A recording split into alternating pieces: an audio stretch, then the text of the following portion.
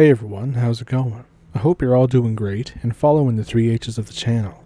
In this video, it's over 3 hours of scary and intense and insane cryptid encounters, hauntings, and more.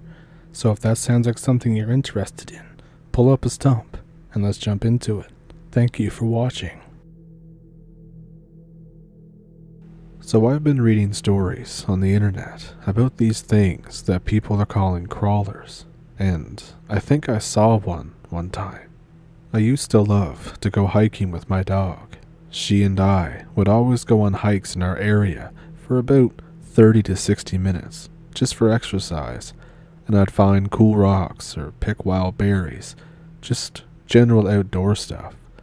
A few years ago in mid-May, when it was just getting warm enough at night to go back hiking again, I sat out and started walking with my dog. My dog is an 85-pound German Shepherd from a family of police dogs. She was the runt and wasn't getting fed by the mom, so I rescued her. We were halfway through our hike when my dog just stops. Straight up, like someone just slammed on the brakes of a car that's going 60 miles per hour. I tried pulling her with all my strength, and she refused to move forward. Then I saw her tail between her legs, and she was growling really low and began to pee. I was freaking out because we have black bears in the area, and I don't carry a gun. All I had with me was my folding pocket knife. So I looked forward on the trail, and there was this thing there, a human-sized creature. It was very pale, all white, no clothing, no hair, and huge black eyes that reflected light. You could see they were shiny, like glass, or maybe they were wet. It lowered down closer to the ground, like it was trying to sneak or go into attack mode. I just turned and ran for my life. I turned around and literally grabbed my dog and ran down the hill and into the cul-de-sac where my neighbor's house is. He's a retired military vet from Desert Storm or something, I don't remember. So I ran into his backyard, screaming for him. I explained what happened, and he looked so pale and white in his face, like he was freaking out too. He explained to me that he had been seeing that thing in his backyard and in the wooded area for weeks, and he thought it was just flashbacks or like a PTSD hallucination. After that, I didn't go hiking for about 3 months, and I don't go alone anymore. My dog won't even go on that trail. If I get too close to it, she'll cower and begin to whine.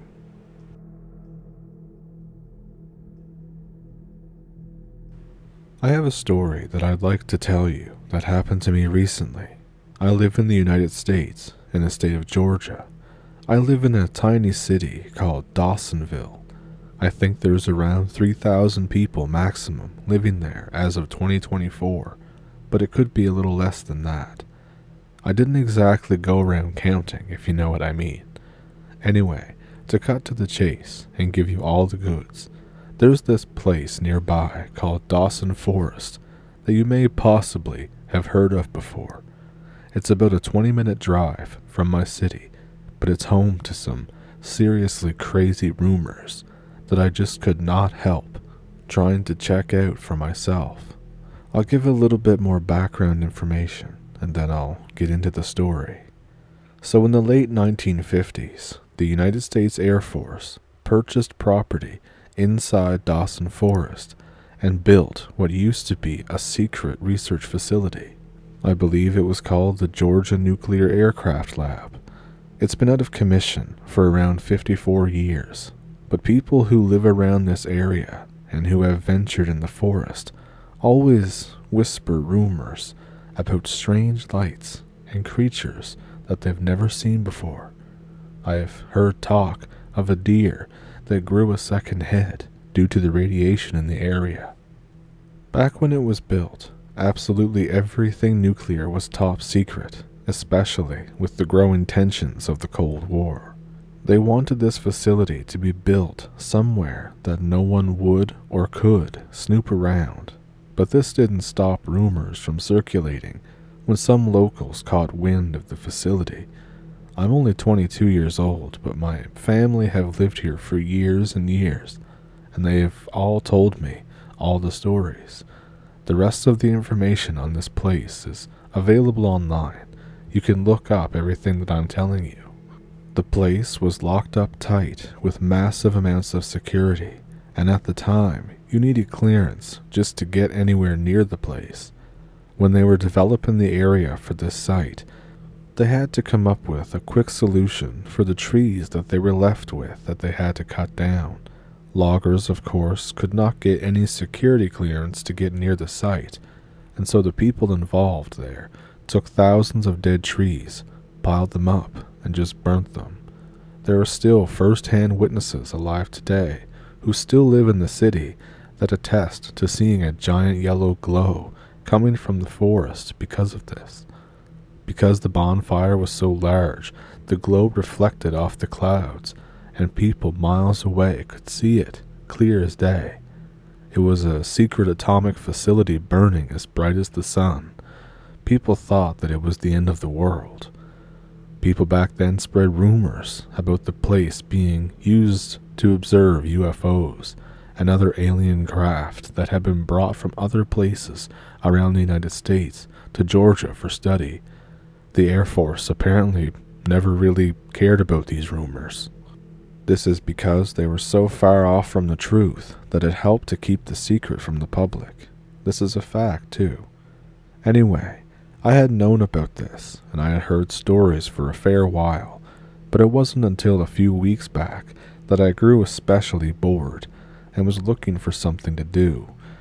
I've always had a love of the outdoors, and I've done quite a bit of exploring and hiking in my time. I decided to do some more investigating, and then to go there. So of course, I researched the place extensively online. I look at articles, documents, and all that kind of stuff. I talk to my parents about the place, what they remember, all the local rumors and such. I talk to older people around the neighborhood who I know. I get excited, like really excited.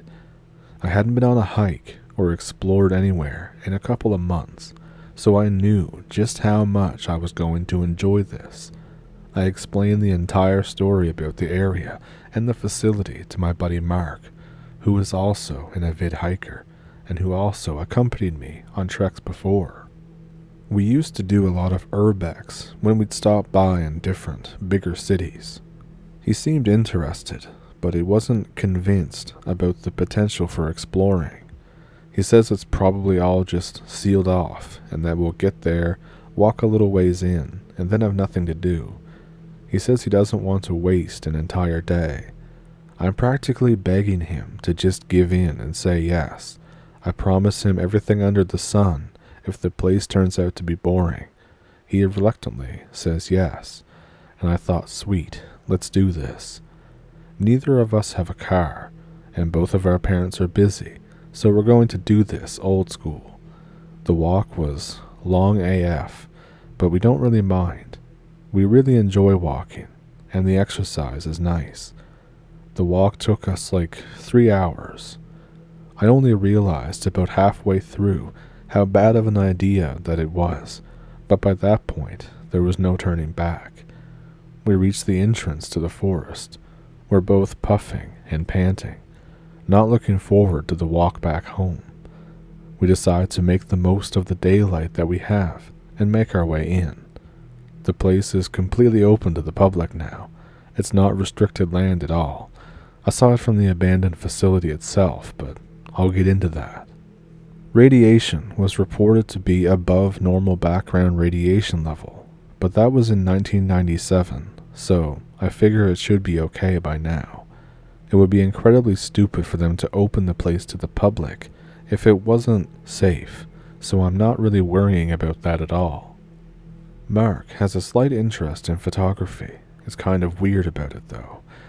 He prefers taking photos in a retro style on really old cameras from the early 2000s and the 1990s, because it's aesthetic, or some other word he used. He has some PowerShot camera thing from 2002. I guess that qualifies as retro now. We get a good ways in, and take in our surroundings. The place is actually pretty pleasant. Lots of great scenery, and surprisingly, a lot of animal activity, considering its supposed radiation levels. Strangely though, there's no bird singing, or any kind of bird activity at all. It's very weird, considering the place is now supposedly a wildlife reserve. We're starting to lose quite a bit of light by this point. It's definitely not pitch black, but the sun isn't glaring either. I spot some kind of glint in the distance. It's kind of hard to make out, but it looks like some kind of deer. It's not a regular deer though. It's completely white. I'm not talking about like sun-faded fur or a couple of splotches. Every inch on this thing is pure white. This is not the only thing strange about it. It has a third antler instead of two. It looks really malformed, and it's kind of coming out of the back of the deer's head instead of from the top like the other two. My friend tries to capture a picture, but the stupid sound his camera makes startles it, and he only gets a blur as the deer's running away. Definitely very strange, but we decide, whatever, it's a deer. We want to keep exploring. Once you make your way a fair way down the trail path, the old abandoned buildings start to become visible.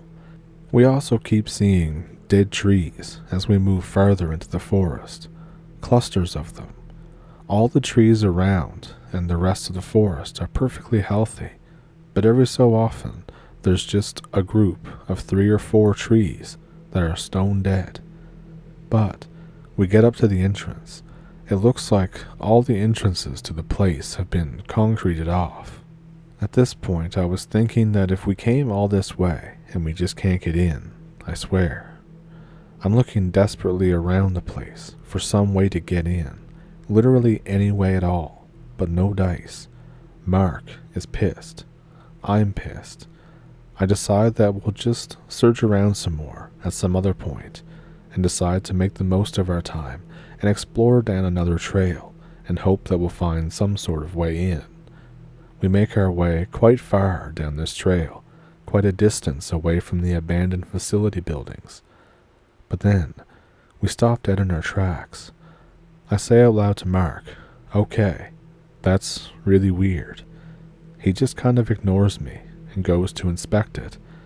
It's a giant concrete retaining wall, just kind of standing there, almost in the middle of nowhere in the forest. But it also has a large hole in the middle of it. It looks like somebody blasted it with an RPG or used explosives on it. Mark instantly starts climbing through the hole, while I start sprinting toward him to pull him back. I'm yelling at him, calling him an idiot because we shouldn't be screwing around with stuff like this. I reach the hole, but he's already in it. There's a tunnel entrance just right there. Mark is already completely out of sight, and I rush in to try and catch up with him. The tunnel is crude, and there's dirt scattered all around. The smell is absolutely foul. It smells like a combination of bleach and vomit. The tunnel goes on for a ways, and opens up into another retaining wall, which also has a hole leading to another series of tunnels. It takes me what seems like forever to get through the whole system, but I haven't caught sight of Mark once since he rushed in. Finally, I see what I think is the exit. Bear in mind, I've had to crawl through these tunnels as there isn't enough headroom for me to stand up. My knees are on fire, and I'm just relieved to be able to rest. As I'm exiting the tunnel, I bump straight into Mark, who is sat motionless on a metallic staircase. I almost crash into him, but I manage to catch myself before I push him over the railing. I start to talk, but Mark immediately jumps toward me and covers my mouth. I'm thinking, yo, what the hell, dude? You just disappeared on me, and now this? Mark just points his finger. I start to look around the room where his finger's pointing to. We're in some kind of concrete room, way underground. I'm not sure exactly how far we are, but it has to be at least 20 feet deep or so, probably more. And the walls. Holy shit. The walls are just absolutely lined with bugs. I'm not talking a few flies here and there. I mean piles and piles and piles of bugs, all bunched up together. A pile of spiders is all huddled together. A pile of abnormally large cockroaches stacked on top of one another, all stretching across the wall. Just loads and loads of bugs. None of the bugs are doing anything though, except for what looks to be vibrating. They are kind of moving side to side in a bunch, but only ever so slightly. The air in the room is pungent. It smells as foul as you can imagine, like someone died and then was left there for hundreds of years. I chalk up the smell to the masses of bugs. There's piles of them writhing on the ground below the stairwell. There's almost no room to move at all. Mark is absolutely shit scared of bugs, so it's no wonder that he's frozen in place. He's shaking as if we were in the Arctic. I can't get a single word out of him. He somehow manages to stabilize himself and not run straight back to the surface. He finally begins to speak. Dude, what the F is going on here? I have no idea what to even reply to him. As I'm searching for the words, he says again, Dude, what the F, there's something glowing over there. And no kidding, near the floor, in one of the corners, is another pile of cockroaches, but they're not the color they should be. Their hue is slightly tinted. It's almost kind of a yellowish color on them, and they aren't the only ones either. There's a few other masses of bugs that are ever so slightly tinted with different colors, a slight yellow, a slight orange. The number of bugs must have numbered in the thousands. Also, even though they were vibrating, there was no sound coming from them whatsoever. I'm in the process of standing back and telling Mark that we just need to get the hell out of here before we make too much noise, and we start getting swarmed by hordes of bugs. Mark waves me away and hushes me up before I can say anything. He tells me that he thinks he's found a way into the nuclear research lab. It's really hard to make out due to all the bugs, but there's a very small door, something like a closet door that a maintenance worker would use. Mark is shaking like hell and has a trembling lip, but he tells me that we need to check it out. I ask him if he's absolutely sure, and he tells me to just go and not think about it. Now this next part is a little bit embarrassing, but it was probably the only way that this was ever going to work. Bugs are definitely not my favorite things in the world, but I can handle touching them and them touching me.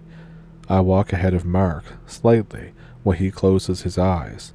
I hold Mark's hand, which is slightly behind me, and I sort of lead him with me while he focuses on his breathing.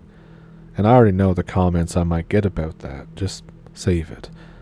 I'm walking as slowly and carefully as I possibly can. I don't want to step on any of the bugs and either make them mad or have them make that disgusting sound. Sure, they can't exactly do anything to us, but the prospect of mountains of bugs heading straight for us would probably make Mark kill me. I manage to sort of tiptoe between the mounds of bugs and finally reach the door. Thankfully, it's unlocked, and I open it, and I shove Mark inside of it first. He tells me that he isn't ready to open his eyes yet. He stands by the door, catching his breath. The maintenance closet door is actually a small corridor that leads to a manhole cover at the end. Both of the cover and the walls are littered with graffiti. The graffiti basically tells you to keep out if you don't want to die. One that caught my eye on the wall said, "Entrance to Hell," and I spotted one more that was impossible to miss. Right across the cover, spray painted in red, it said, "Abominations," whatever the hell that means. Mark has calmed down about as much as he ever will, so I lift up the grate and we head down. Underneath is surprisingly boring. There's tons more graffiti telling people to go back, yada yada yada, but that's about it. Pretty much just a straight line tunnel, but the door at the end is something major. Have you ever played Fallout New Vegas? You know where you have those doors that are mechanical or whatever. You know the ones I'm talking about, hopefully. It was exactly like that, except it spanned the whole width and height of the tunnel that made us feel like ants. We walk up to it, and there's a panel or something on the side with some buttons. We think that they're not going to work because this place definitely shouldn't have power for decades. Surprisingly, when playing with the buttons, the door begins to open. It makes this horrid screeching sound as the doors slide away into the tunnels. As soon as the door has finished opening, a steady stream of water starts coming down through the door and into the tunnel. It looks as if the facility had been partially flooded, but not enough to cause any major problems for us, aside from soaking wet trousers. Finally, we head into the place. Both Mark and I are incredibly excited. This is finally the place that we've been looking for. All of my research has actually paid off. There's still water sliding out, which we have to trudge through, but we start exploring the halls of the place. We kind of split up and go into 2 different rooms across the hall from each other. I can hear Mark stomping around and shuffling papers about. I figure that he's really getting into some secret documents. The place is actually quite disappointing. It seems like they gutted the place when they abandoned it. Most of the windows are sealed up, and any doors leading further into the facility are completely cemented up. It means that we have maybe half of the actual facility to look around, even less if there are any floors that are underneath this one. And then I come across a few boxes of files stacked up in the corner. Most are water damaged beyond all repair. It looks like that they couldn't get everything out in time, or didn't care enough to. I pick up a few documents and skim through them, but nothing too interesting. I say not interesting because I have absolutely no clue what they meant. Lots of talk about a 10 MW unshielded reactor and irradiation. I think they also mentioned something about a bomber that used nuclear power for fuel or something like that. I start to hear more stomping, like aggressive at this point. I can feel the vibrations through the floor. I'm wondering what the hell Mark is doing. And then I hear him scream. I drop the documents to the ground the instant that I hear the scream. I full sprint to the door, and as I'm running out, I collide with Mark, and we both fall to the ground. I don't even have time to ask him what's wrong. He is completely frantic and yells at me to move the hell out of the way. He doesn't even turn to look at me once. He just runs straight back the way we came. I get up and start to chase after him. As I do, I hear more noises from behind me. Stomping noises. The same stomping noises. When I turn around, I can't believe my eyes. Right there, sitting on the wall of the corridor, is an absolutely massive spider. The size I cannot even begin to describe. Unmeasurable. I've seen big spiders before, but this thing had to be bigger than a bulldog, bigger than a large dog breed. I don't even know. It was brown, with a sort of dark yellowish hue to it. It had brownish blotches that ran down its abdomen. I pretty much shit my pants right then and there. I was paralyzed. I thought that if I moved, the thing would charge at me. I stood there for what seemed like hours, watching it contort its freakishly long limbs as it slowly slithered along the wall, out of sight of me. It didn't crawl like a normal spider would. It almost dragged itself along the wall with 2 of its legs, leaving some type of slime on the wall behind it. Every time it moved, One of its front legs would drag itself and hit the wall. You could feel the vibration through the entire place. Needless to say, I shot out of there. I only caught up to Mark once I reached the outside. I guess the adrenaline was enough for him to ignore his fear. We walked the majority of the way home in silence. After everything had died down, a few days later, I asked Mark what happened. He told me that he kept trying to explore, but kept feeling vibrations that he could feel through his legs. He thought that I was running around or jumping or something, so he peeked his head around the corner. He told me that he looked down the hall and saw the thing emerge from behind a corner, ever so slowly. Apparently, it came out pincer first. They stretched inches away from its face, and he watched as the spidery mass dragged its whole body around the corner, and that's when he screamed. As soon as he let out that scream, the thing started to, well, not run because it couldn't, but it started to drag itself much faster than before. Mark told me he fumbled with his camera and only took a blind picture before his instincts took over and he bolted out of there. Because he couldn't take a proper photo, he only managed to get a picture of one of the limbs. What the hell did we stumble into?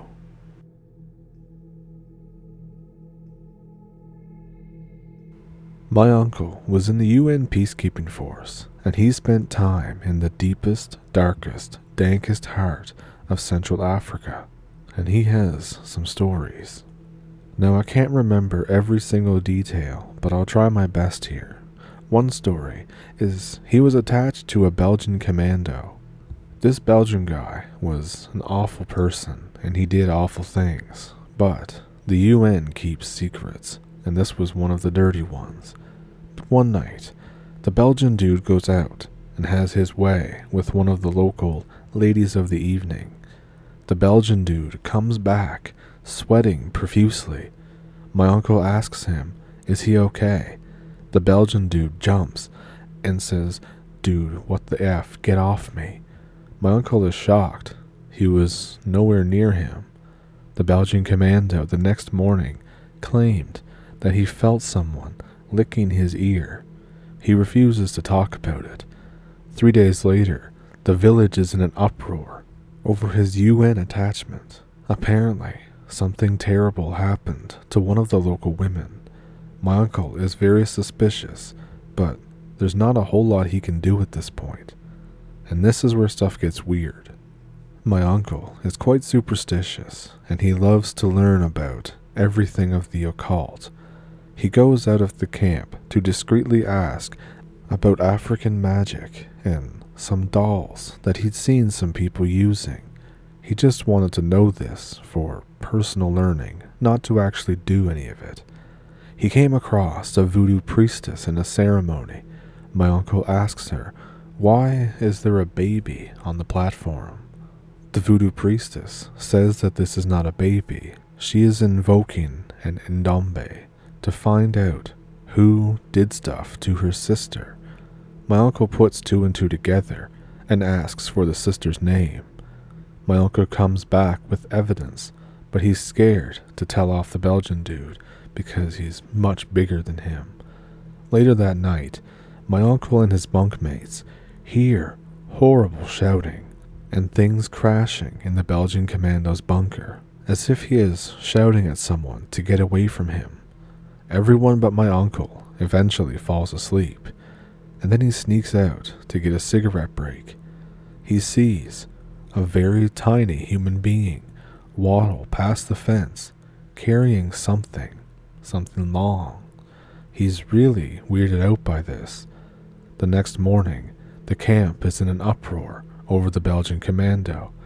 Apparently, the Belgian tried to end his life by slashing his own thigh, but the Belgian was super hysterical at this point, saying that he was trying to do no such thing, and saying that this little imp thing tried to do it. My uncle believes him, but says that wasn't an imp. Next, I'll tell you about when he saw something weird again. The backstory here is to look up a creature called a grootslang or an Inkanyamba. Both are apparently different entities, but both are reported from southern Africa. So this was before the previous incident. This was back in the 1980s. This was the height of the apartheid civil unrest in South Africa. My uncle hated South Africa because he found everyone there to just be backwards, hypercritical, snobbish, and everything else about nearly everything. But he was there on a UN peacekeeping task force on the Botswana-South Africa border. My uncle loved it in Botswana because they were friendly and the nature was stunning. So my uncle decides to take a trip with two of his attachmates to this nearby swamp. My uncle once again invokes his esoteric knowledge of the arcane to try and spook his buddies. He said that legend talks of a weird creature called the grootslang, which has the body of a snake and the head of an elephant. The story fails to make the other two men scared. They just laugh at my uncle for being such a terrible storyteller. So it's late in the afternoon. A thunderstorm rolls in. All three have found a bluff 3 meters above the river to avoid flooding. One guy decides to take advantage of a lull in the storm and wants to set up his fishing pole. My uncle and the other guy proceed to drink. And here's where you can say it gets interesting. My uncle throws a rock into the river away from the third guy who was fishing, just to try and freak him out, make him jump. The second guy makes funny monster sounds to further scare their buddy. But then suddenly, something replies to the monster sounds. They believe it to be their third buddy, likely calling out their bluff. They're waiting for a human response this time, but there's no answer. They both go back to where their friend was fishing. At some point during the walk back to camp, they get separated. My uncle leaves behind the second guy. The third guy at camp asks, "Did you hear some odd noises around here?" My uncle pretends not to know anything. And then suddenly, both the men heard it again. Both of them have their machetes out because, at this point, they don't know what it is, but they don't want to take any chances. The second guy actually throws his machete into the bushes, and someone starts laughing. It turns out it was the third guy who pranked both of them. My uncle was not impressed, but the second guy was laughing like mad and asks my uncle to retrieve the machete. My uncle goes ahead and notices a nice clearing next to a slope overlooking the river. So, later that night, my uncle takes yet another cigarette break. It's super dark out. He doesn't even think of taking a torchlight. At some point while walking, my uncle trips. His hands grip on a tree trunk that was on the ground. But wait a minute. The tree trunk starts to move ever so slowly. In fact, the bark felt unnaturally smooth. He realizes that whatever he's grabbed onto is making this terrible, low noise. He scrambles to his feet and runs back to the camp. He tells his buddies what he just experienced. Both men were tired of pranks. They hadn't caught any fish, but then they started to talk. There were no fish. There were no animals. There were not even any birds around their campsite. My uncle maintains that this thing was not a snake. We have large pythons in my country, and they certainly cannot be mistaken for a tree trunk, even if they are resting on the ground in the dark. Growing up, I always loved hearing stories about cryptids and the like, so I was pretty excited, as you can imagine, when I recently found out that my late grandfather had an encounter with something when he and my father lived back in the Soviet Union. I don't know the exact nature of the call, But my granddad was an electrical engineer. He got called to a town near the shores of the Lake Baikal. Lake Baikal is known for, among other things, being fed by 330 rivers, but emptying only into one, having an incredible ecosystem of thousands of species, half of which are only found there, being the deepest lake in the world, being the biggest lake in the world by surface area, and being the oldest lake in the world, as well as being the center of all manner of legends and creepy shit. So my grandfather arrives by the time it's getting dark, so the client insists that he stay the night in the Gostinitsa, but not before inviting him for supper. Over the meager meal, they discuss details of the problem and possible solutions. As the sky darkens, the client makes an odd remark that sounds out of place coming from the mouth of such a fellow. He said, "Do take care not to leave your room in the Gostinitsa during the night. There are creatures out there." After checking how much vodka the client had drank, my grandfather asks him what he means, and after a little hesitation and a request for him not to talk about this to any officials, the client obliges my grandfather. Around the forests, we find huge mounds of droppings with whole skeletons intact, of sizes of everything between and including wolves to bears. These shit mounds are left by giant snakes that live in the lake. Now, you wouldn't think a snake would want to venture out into the freezing cold lake, although it would make a great deal of sense for such a creature to reside in burrows deep underground, some of which may lead into the lake. Reports of sightings of the creatures are only heard once or twice a year, he said, compared to the often seen mounds because, well, human bones, too, fall under the purview of everything in between. And when a set of bones is found, reports of a missing person from as far as a few towns over are never that far behind. But try not to think too much about what I've just told you. Just stay in your room for the night, and do have a good night's rest. My grandfather had a little trouble not thinking about this as he made his way to his room that night, as he frankly thought it was just a story. He even said that he thought it stank of giant snake shit. So, giving the whole silly thing no more thought, he changed into his nightclothes and swung open the room window to let a cool breeze in. He studied the schematics a little longer until he was satisfied that he had figured it out, and then got up to extinguish the light to get some sleep. Turning toward his bed in the now dark room, he sees, peeking through the open window, the head of a huge snake, illuminated by pale moonlight. Its further tongue is flicking up and down. As any sane man would do, he ran into the closet and shut the door behind him. For not more than 20 seconds, he heard the most infernal thrashing of wood against wood and leathery flesh, and of papers and bed covers being whipped around at breakneck speeds. That small time felt like an eternity to him, as did the minute or so until he heard rapping on his room's door and a man's voice. "What the hell is going on in there? You've woken everybody up, and I've called the police."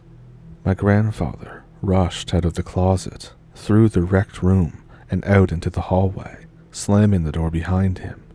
He gets accosted by the owner until the police arrive, who inspect the room, or what was left of it. Papers are all about. The furniture is reduced to splinters, and the bed covers were nowhere in sight.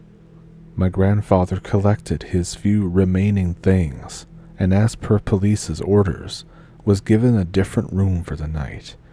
One of them stepped aside to talk to my grandfather. He said, "Don't open your window again. We don't want to come back here again tonight to recover a body, or worse." The rest of the trip went largely uneventful. My grandfather fixed the problem and promptly returned to Ukraine, where he and my father, then in his early youth, lived. But my grandfather did bring one thing back. On a trip to the Museum of Natural History, he brought it between the pages of a book, meaning, I figure anyways, that it was probably a scale of some kind. My grandfather shows it to the curator, who shows great interest in it. My grandfather relates the story of how he got it, as the curator inspects it excitedly. The curator asks if he can hang on to it to conduct some research, and ensures my grandfather that he'll show him his findings. My grandfather accepts and parts with the thing, but the curator never did get back to him. But my grandfather did get back to the curator, after having a great deal of difficulty finding him again. The curator responded almost angrily when questioned about the item and his research on it. He said something along the lines of, "That thing that you brought me was a total hoax and nothing more. I've decided I want nothing to do with the damned thing, and I suggest that you decide the same." And that essentially concludes the story. Now, the strangest thing about this story, at least to me, is that before hearing it, I had heard all sorts of strange goings-on in and around Lake Baikal, but never anything like this. The only thing relatively close was a single isolated mention of the possibility of a plesiosaur-type thing entering the ecosystem through one of the 330 rivers feeding the lake. Since one of those things could possibly be mistaken as a giant snake, but there's just about nothing else, no other mentions. It's quite the peculiar affair, isn't it? What's hiding or being hidden at Lake Baikal?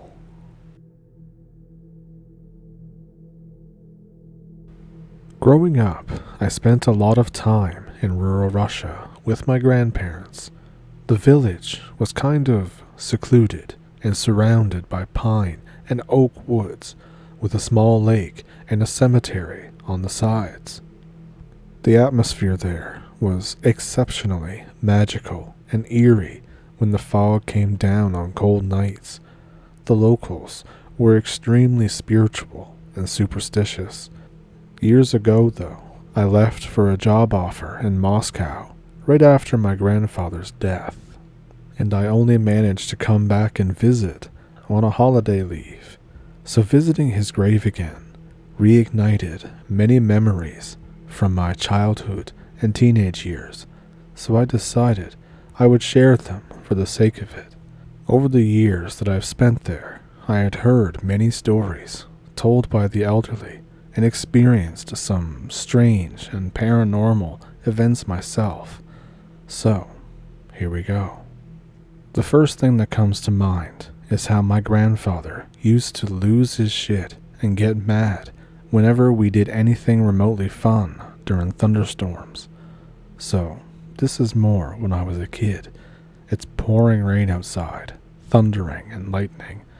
I decide to fix myself a snack. My grandfather comes in. He says, "You mustn't glutton during thunderstorms." I think, oh, okay. So I sit down and I play cards with my cousins. My grandfather comes in again, scolds us, and takes away the cards. We start goofing around the house, doing noisy kid stuff. My grandfather once again comes in. He says, "This is no way to behave yourself during thunderstorms." Frustrated, I ask my grandfather why. and he tells a story from his old village that his mother used to tell him. It was the early 1930s. This was in a small, now non-existent village in Bryansk Oblast. It started to rain, and no more work could be done in the fields. People gathered in a local hub for a dance night. Men brought booze and snacks to make the night fun.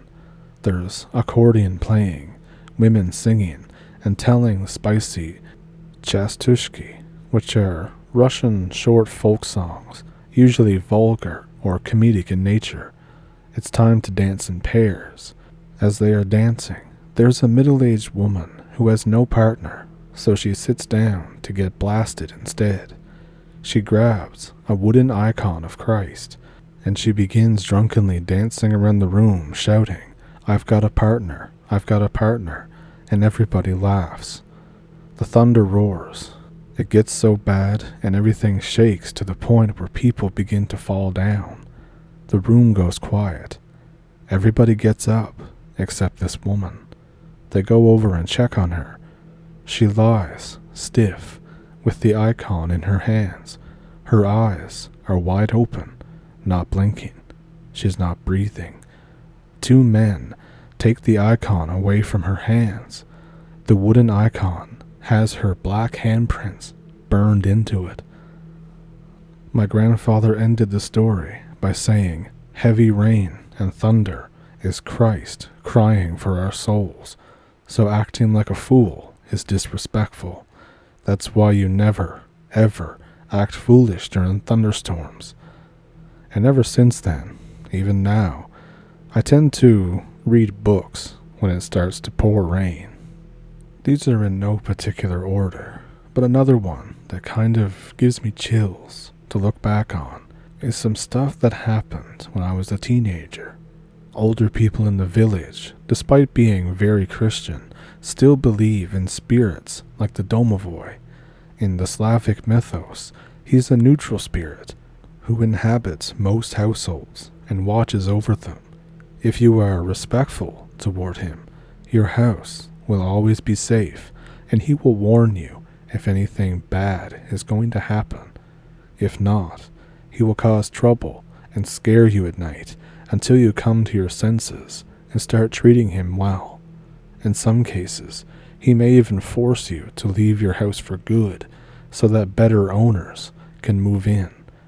If you don't invite him in with a certain ritual when building your house, he will not enter at all, and it will be much easier for evil spirits to move in and take his place. For example, my grandmother used to leave a small bowl of milk on the shelf for domovoi every other weekend. She and my mother used to tell stories about a dark, shadowy figure that sat on their chest at night when they forgot to do so for a long time. Now for me, I grew up to about 190 centimeters before my cardiovascular system could adjust when I hit puberty, so getting sleep paralysis was a very common thing. Sometimes I would even get 3 to 5 of those in a week, so I laughed at their stories and told them the medical implications of this occurrence, like a teenage smartass that I was. And then, a couple of years later, I noticed a pattern that made me doubt that I was really that smart. You see, when I got sleep paralysis in the city apartment where we lived when it was school time, there was no consistency in the figures I would see. Sometimes there were fat, shadowy people.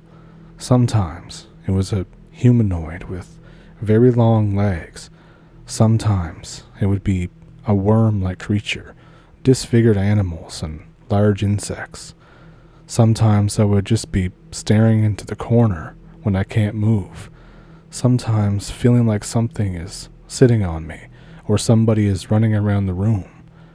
It was scary the first dozen or so times, but then I learned to go with the flow until I wake up, like you would do in a regular nightmare. Sleep paralysis bros probably know what I mean. However, in the village, I would barely get sleep paralysis, and the only times I did, I would see the same figure, either no visuals whatsoever, or a small childlike figure with black fur and big, yellowish glowing eyes. And the fur was always messy, like you would see on an old street dog. During the first encounter, I didn't mind it at all, because by that point, I had gotten used to seeing these kinds of figures.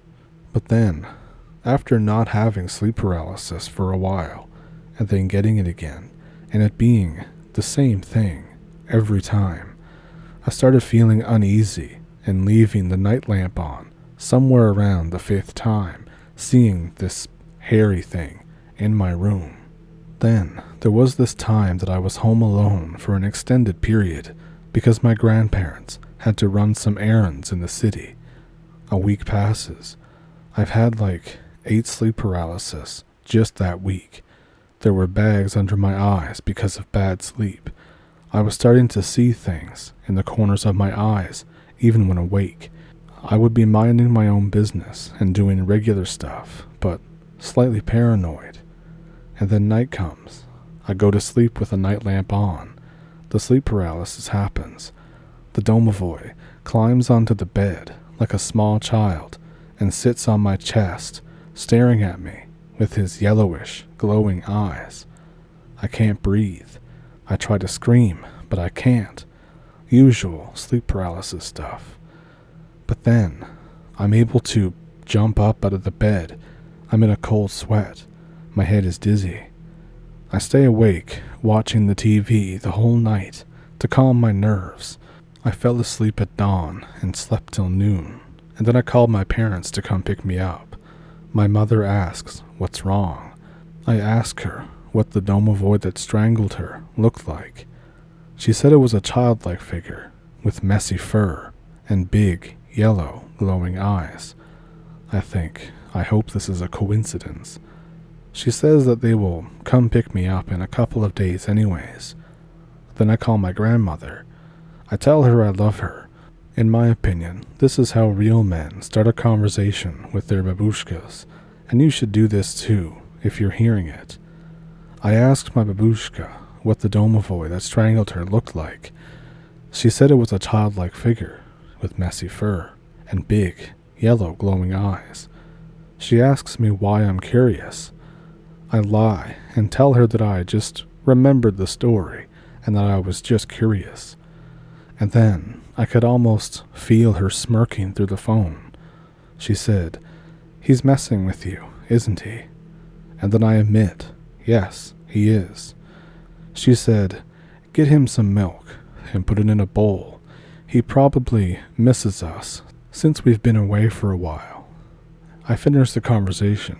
I hang up. I leave some milk on the shelf like my grandmother advised. That night, I get a small amount of sleep paralysis, but nothing happens. There's no being present. The domovoi isn't present. Within a couple of minutes, I peacefully go back to sleep. The bowl of milk seems untouched, but I still doubted everything I believed the following morning, and from then on, I never got sleep paralysis there again. I kind of wonder what would happen if I eventually go back to the old house. My babushka moved into the city, and my family has left it for 3 years. Not to sound cheesy, but our domovoi is probably very lonely, or he's having a blast while we're away. So I have a weird story. I'm not sure if it's truly paranormal or if I just misinterpreted a lot of stuff and everything got carried away. However, I think it's worth sharing. So, I live in a kind of isolated village in central Italy, not really on the edge of civilization, but still. Most very small villages are dotting a mountainous, forested area, and this was at the end of 2020. Me and my dad are taking the dog out for a walk, as per usual, at around 6:30 p.m. We usually go to a nearby dirt road going into the forest.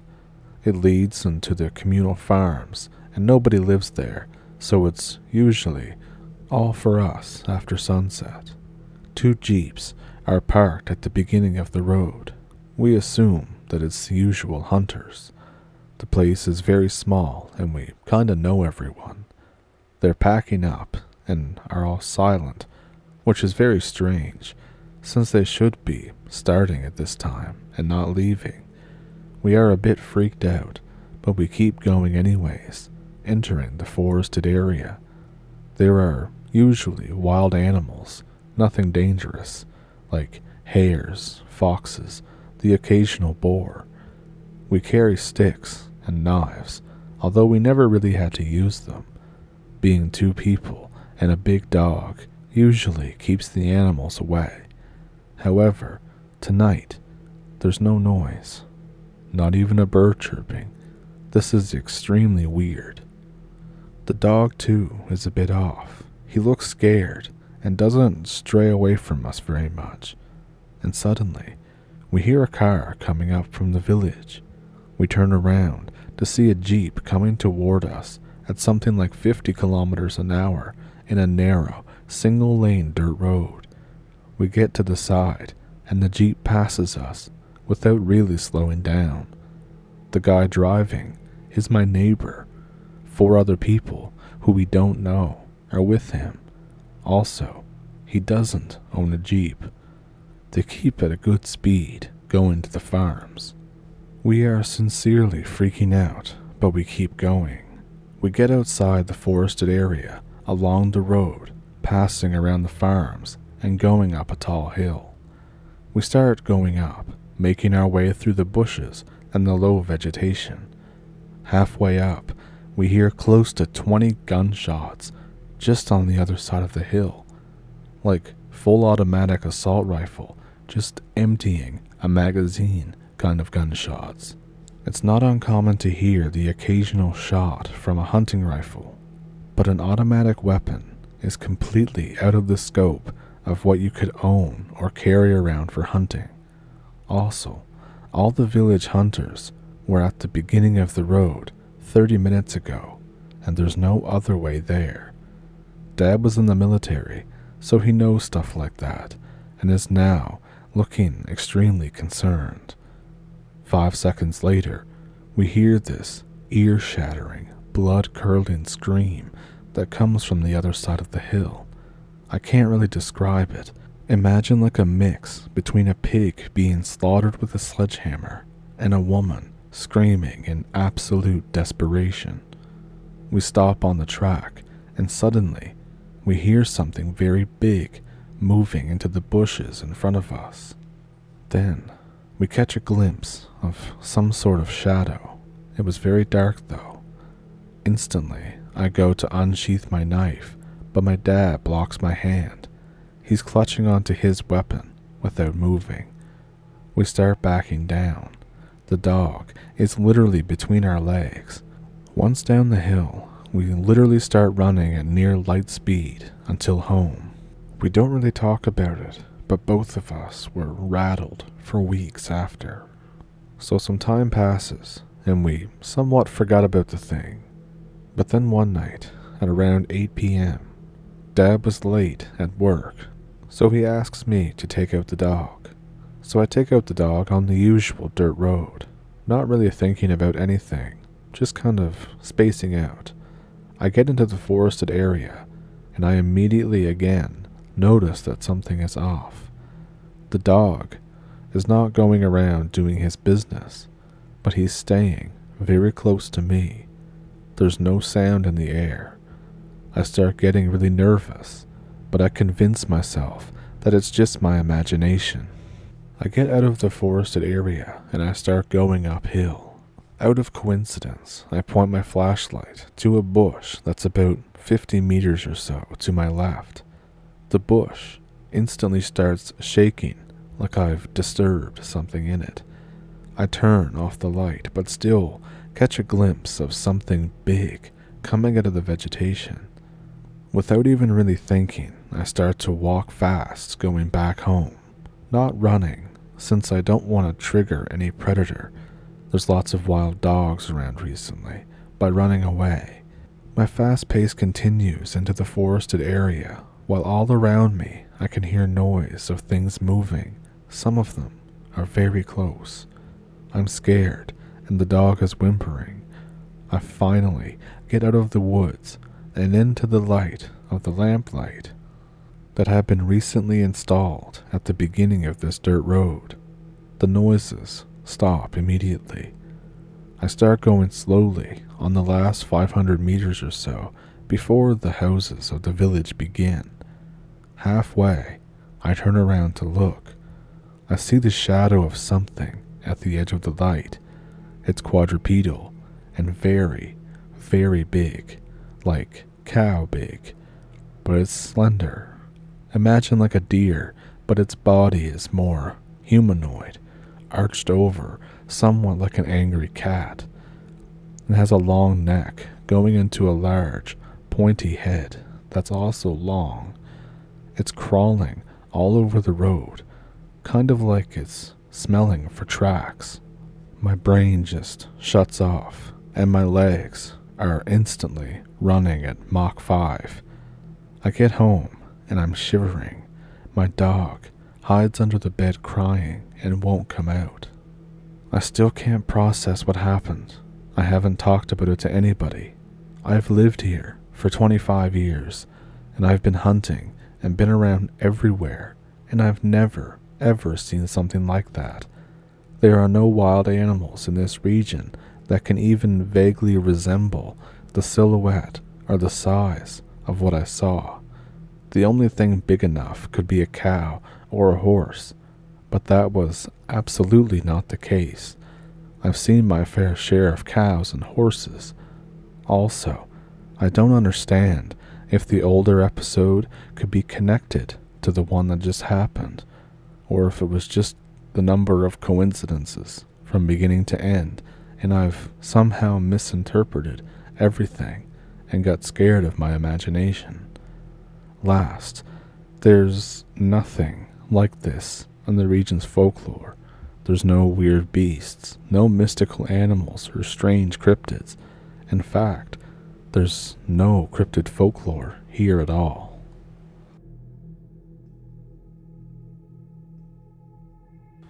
Something very odd and shocking happened to me. I don't get to talk about it a lot, but I've been surfing everywhere I can on the internet to try and find something even similar to what me and my friends saw. To summarize, I saw something spectacular that was terrifying as well, and it has terrified me and my pals since it happened. The memory has been carved into my brain for the most part, so everything should be pretty accurate. Although I'm going to paraphrase any kind of dialogue, obviously I don't remember the exact wording. Obviously it won't change what actually happened though. This occurred in June of 2019. At the time I was 25 years old. I was an army vet living in the boonies of wooded south central Kentucky. Enough forests and woods to spend your whole life walking through. I was turning 26 soon, so I was in a good mood, high spirits. I decided that I wanted to go on a camping trip with some friends on a bit of a spur-of-the-moment decision. So I called my guys together, Samuel, Dylan, and Christo. We had this place that we always would go camping to. Probably not after this, but for reference, it's definitely in the Barron County jurisdiction. So, we got our supplies ready. 4 coolers, 2 small tents, some beer, and a bunch of other stuff. Christo gets in his truck and picks up the other guys, and then comes to my place to pick me up and the supplies. Even still, very high spirits, all of us are. So I put the supplies in the back with Dylan and sit in the truck. In between Christo making a joke or doing something stupid, we're always pretty quiet when focusing on something. So truck rides or setting up camp or just working in general is always an awkward silence for us. And we're some loud people too. So, we drive out into the middle of nowhere and walk up the very long, crude trail that us and some other guys made way back when we were seniors in high school. Finally, we arrive at our spot after probably an hour of walking. So fast forward a while, all of our tents are up and everything else is ready. Christo grabs 4 of the coolers, and we all sit on some logs around what was going to be our firewood when night comes. It was only 4:30 at the time. So we grab some beers and start cracking around, just general screwing around. And then Samuel asks me, "So man, what are you going to do for your big 26? Before I even get the chance to say anything, Christo pops off and says, "Oh, ask Veronica, my girlfriend. She's the one who's deciding." And I think, haha, real funny guys. For some reason, my friends call me pussy whipped, and it's a running joke with them. So cue my sarcastic laughing and the rest of them cracking up. Something you should know about Christo, just so you get a better picture of who he is. He was born in Mexico, but he's a full-blown American patriot, a rebel boy. But he's a great guy, and the biggest party animal you've ever seen, and a very hard worker. He's 250 pounds and well over 6 feet of pure jackassery. Christo almost is never serious, but when he is, don't take it lightly. So, back to it. After my sarcastic laughing, I say, "Hey, just hand me another beer," and Christo obliges. And then Samuel says, "Now hold on a minute," and he pulls out a blunt. He says, "Don't drink anymore. Why don't we spark up?" I tell him that I thought we were saving those for bedtime. He says, "Well, we'll still have 2 left." I look at Christo and Dylan, and they don't really have an issue with it. So I say, "All right, I guess."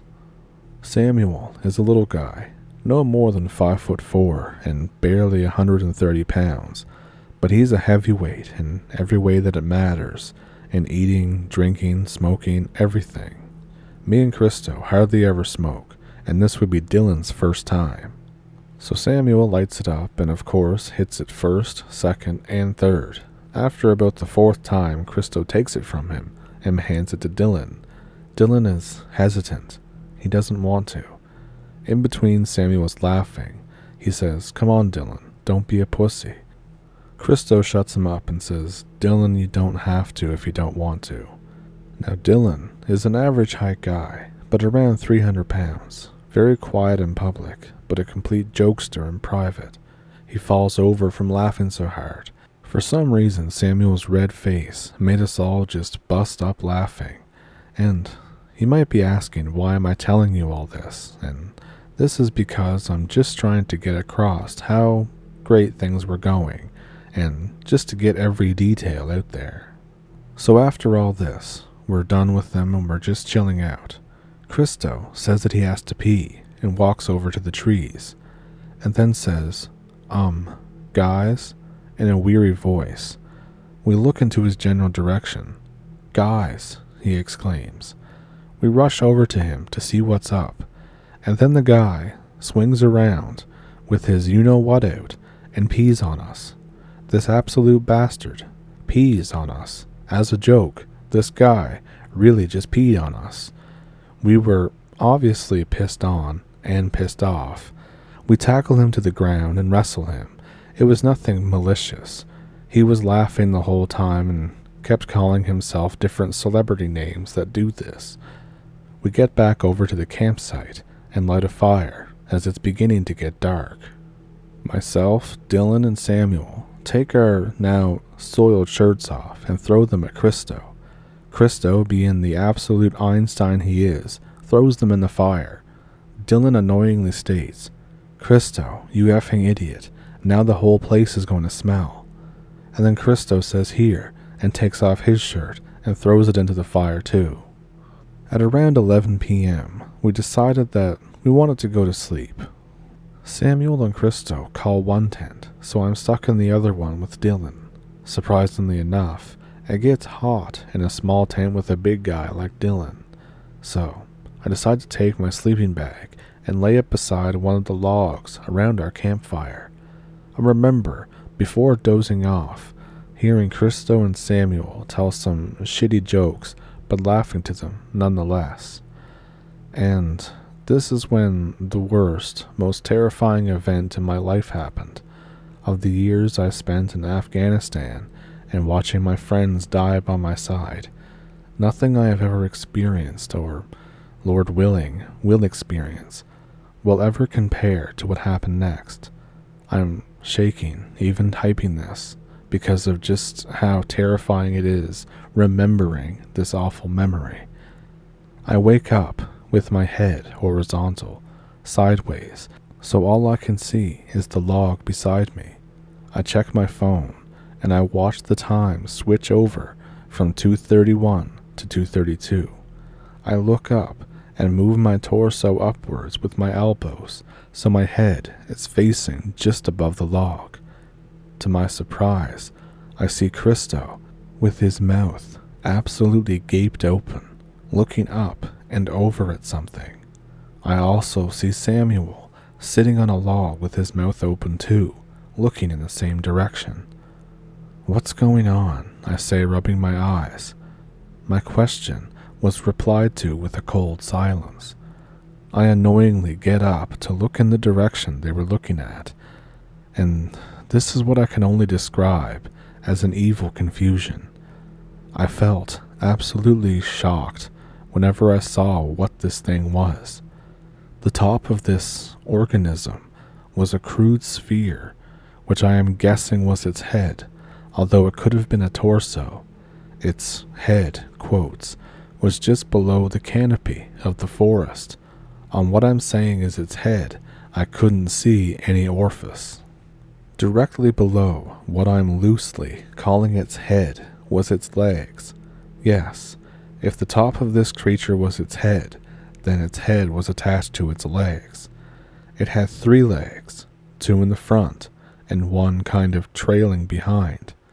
As it walked, this monster's legs stayed notably and oddly straight, but it did bend like a knee would. Its skin, I think, is the hardest part to explain.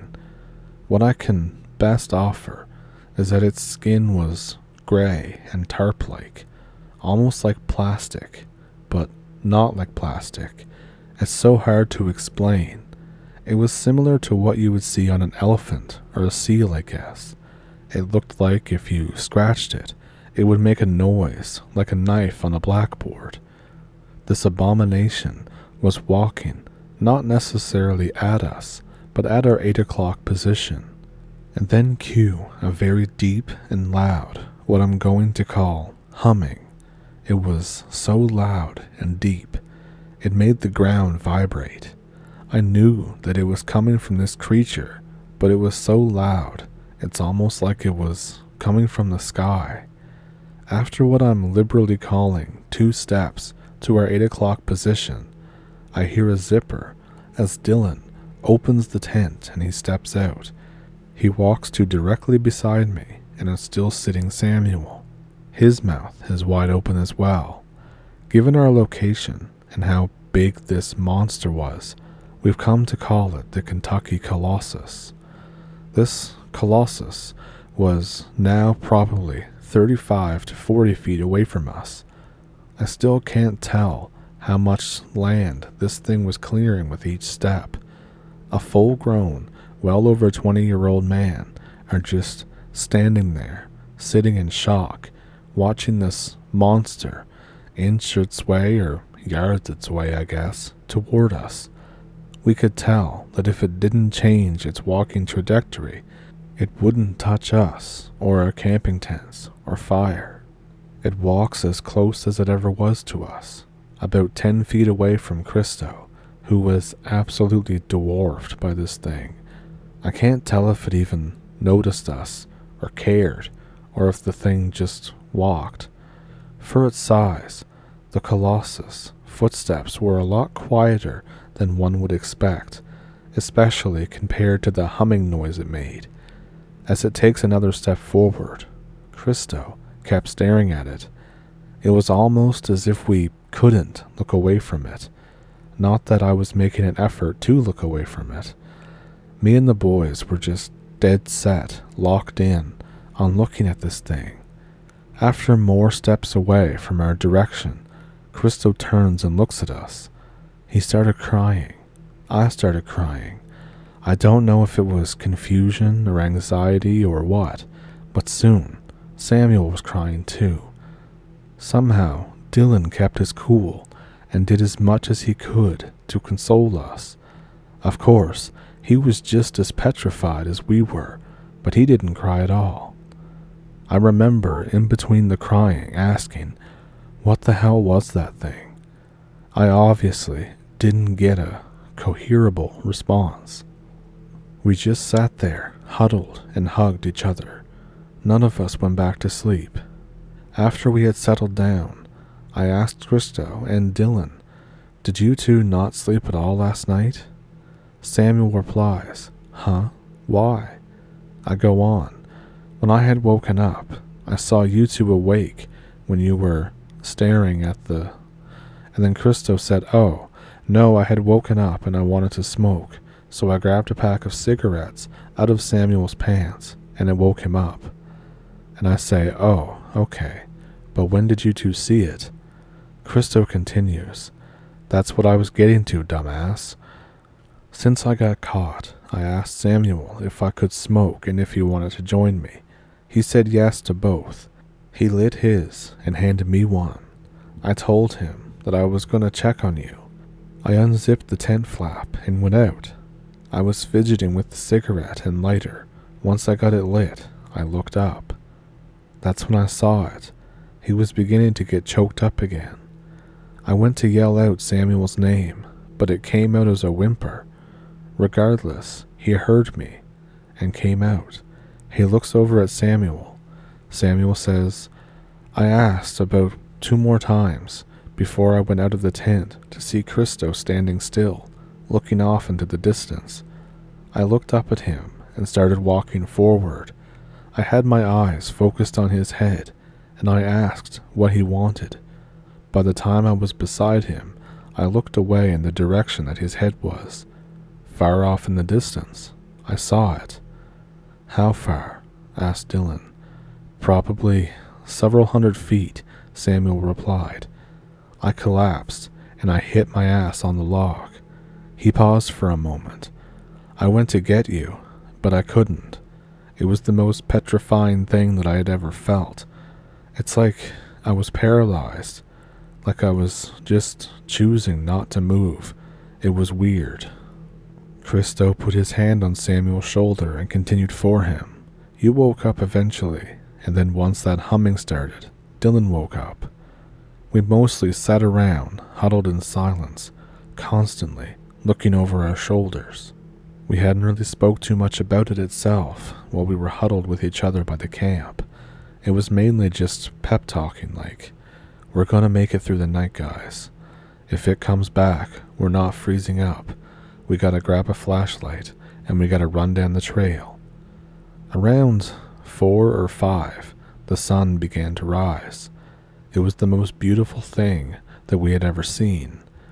We unassembled the 2 small tents and grabbed the coolers and set off down the trail. A little bit of chit-chat down the trail, but mostly silent.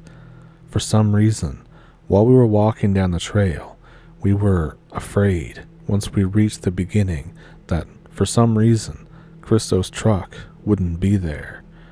Eventually, we get there, and lo and behold, Christo's truck is there and it's fine. We throw everything into the truck bed, including Dylan, and set off down the road. But in the truck, I think that all of us were waiting for someone to bring it up. Finally, after 15 minutes into the ride, Dylan poked his head in through the rear window and said, so we all definitely saw the same thing, right? We were silent for about a second, but then Christo said, yeah, we saw a giant gray 3-legged creature. Samuel and I said yes. We all heard that deep humming noise it made, I asked. The other 3 said yes. I began to ask, should we tell anyone? No, Christo said in a very matter-of-fact manner. That's a good way to get us all locked up in a nut house. Dylan agreed with him, and Samuel just remained silent. After more silence, Christo continued, "We don't tell anyone, no other friends, no family, no girls or hookups. This stays between us." Christo looked at us. "We have to be clear on this, okay, guys?" We agreed. For the car ride and a bit after, Christo acted really odd. When we got to a gas station, he went in to fill up his truck. When he got back out, another man walked up to him and complained about some of the bumper stickers that he had on his truck bed. He tried to talk to him about it. Usually Christo would have clowned on a guy or just pushed him and tell him to F off. But Christo just stared dead at the guy and said, "Go." It was really creepy. He got back in his truck and drove us all the way to my house. All of us stayed at my place over the weekend, and we played video games or just screwed around. It got brought up a few more times, but the whole time that we were at my house, there was a really awkward vibe. Every time I think of the Colossus, it gives me cold chills. I wanted to ask around to friends and coworkers, but I'm going to stay loyal to that oath we took. From what I know, none of the others have brought it up to anyone else. So has anyone ever heard or seen anything like what I'm talking about? I look up all the details, but I get nothing. Any local folklore or stories that sounds like anything that I witnessed? Or if you've seen what I'm talking about, tell me your experience, or even a friend's experience. Any other forum or place you could report me to. I feel like we just needed to get this shit out.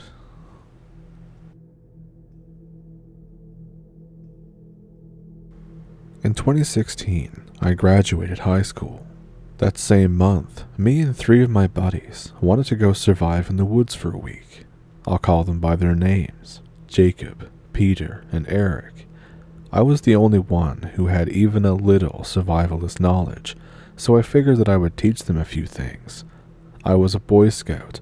I come from a military family who taught me how to shoot and camp, that kind of stuff.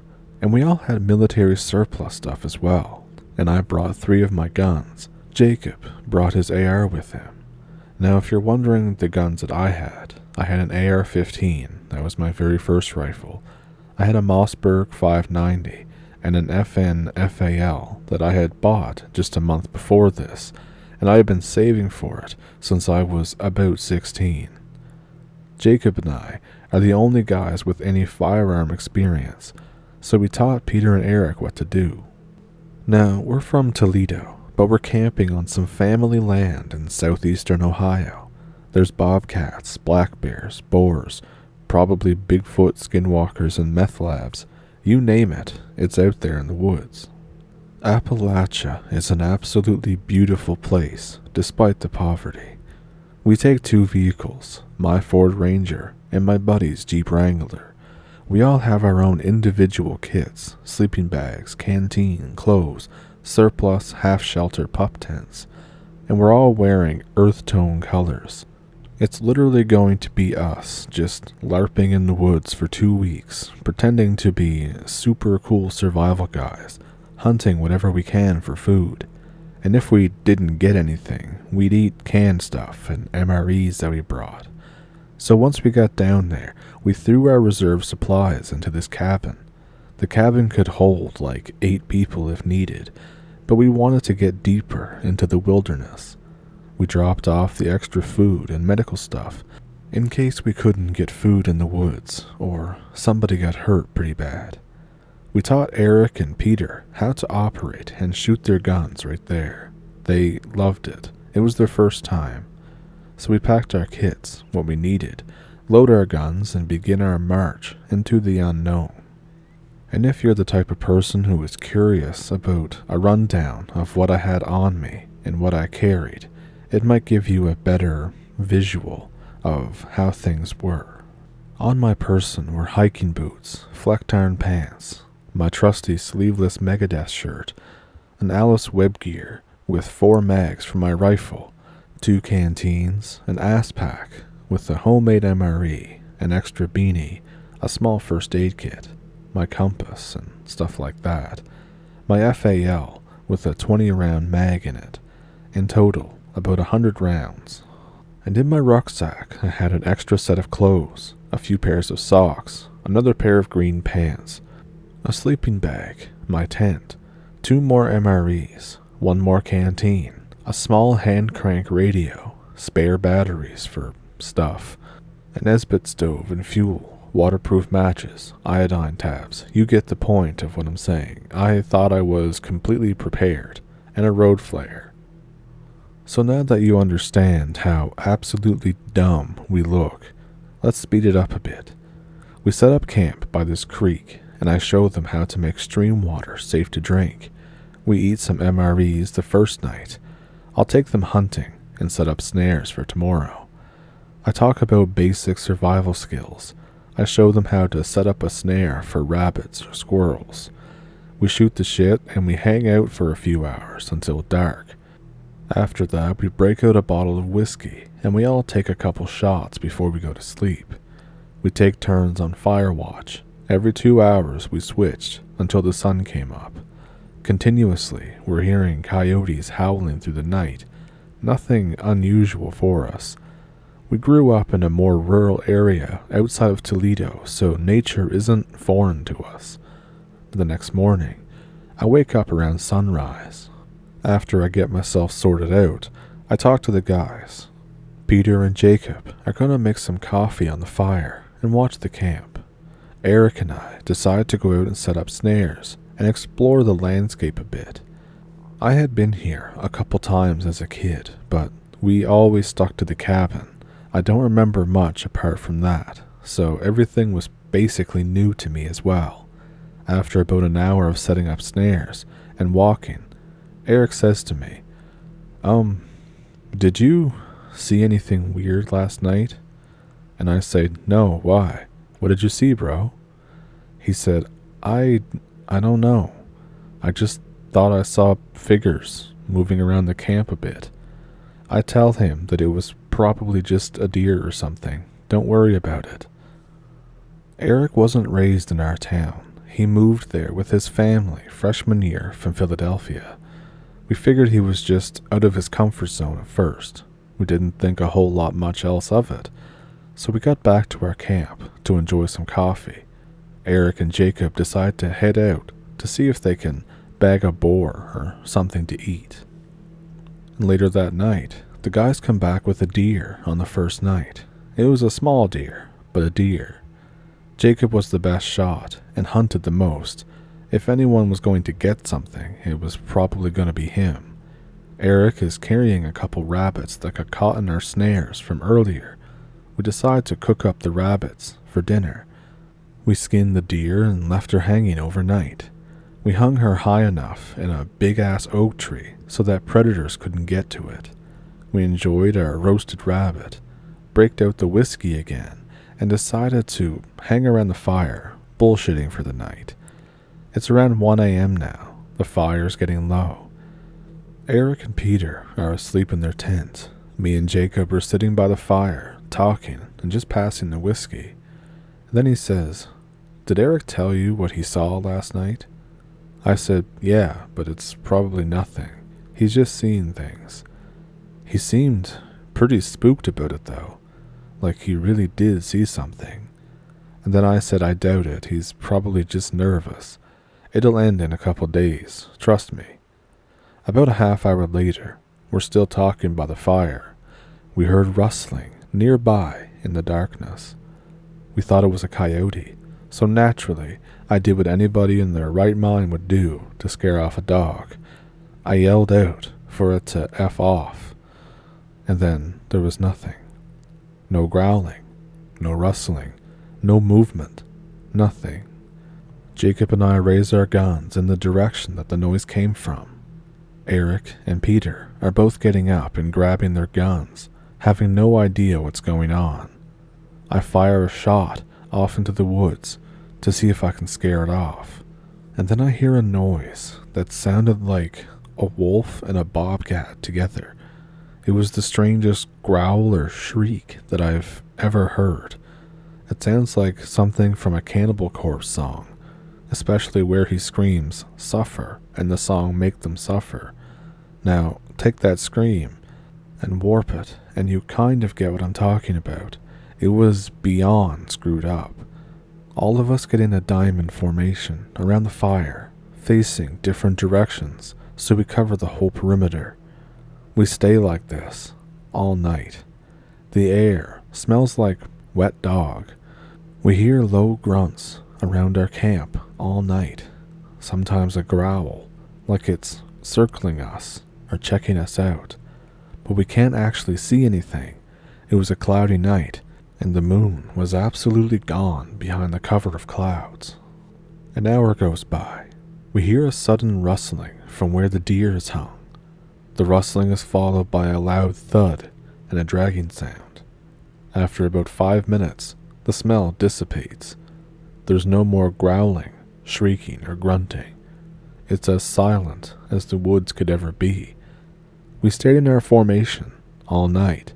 Nobody spoke. Nobody yawned. Nobody moved. We sat in total silence until the sun came up. When it did, we went over to investigate our doe. It was gone. There was a trail of blood left behind, making a path to follow to find wherever this animal took it. I think to myself, that thing was hung 8 feet off the damn ground. How the hell did a coyote get it down? The oak tree we hung it on has extremely large gashes at the base, which definitely were not there before.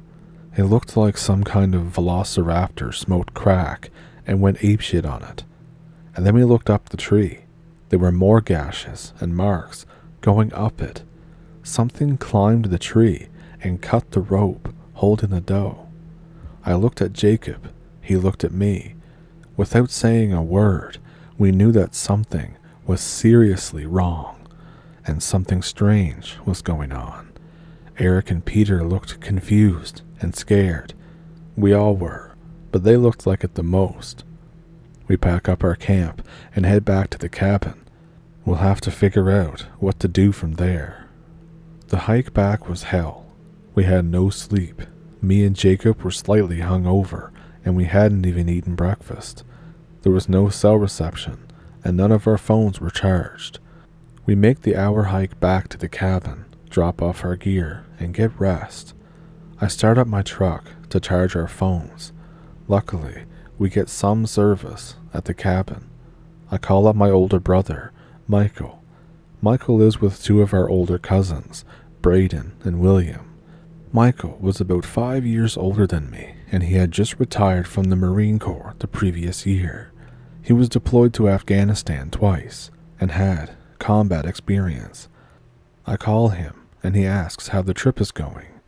I say, "Mike, I need you, Braden, and William here, right now. Bring camping shit, guns, and ammo." He says, "We can't just come down on short notice. It seems fun and all, but..." And then I cut him off, and I explain what we had experienced in the last 48 hours. He says, "We'll be down in 6 to 8 hours. Don't move." I call my girlfriend and tell her what happened, and that we'll be coming back early. I charge up our phones. I sit in the truck for a bit and try to clear my head, but I keep seeing things out of the corner of my eyes. I don't know if my brain was playing tricks on me or if it was the exhaustion, but that's what I told myself. Eventually, I head back inside with our phones, and I explain what's going on. After explaining everything to the guys, I have to set some new guidelines for the cabin. There's 2 people to be awake at all times. We're taking 4-hour shifts. No drinking, no getting high. All weapons are to be loaded with the safety kept on. We parked our cars in front of the cabin door, almost blocking anything from getting in. We kept guard until Michael, Braden, and William arrived.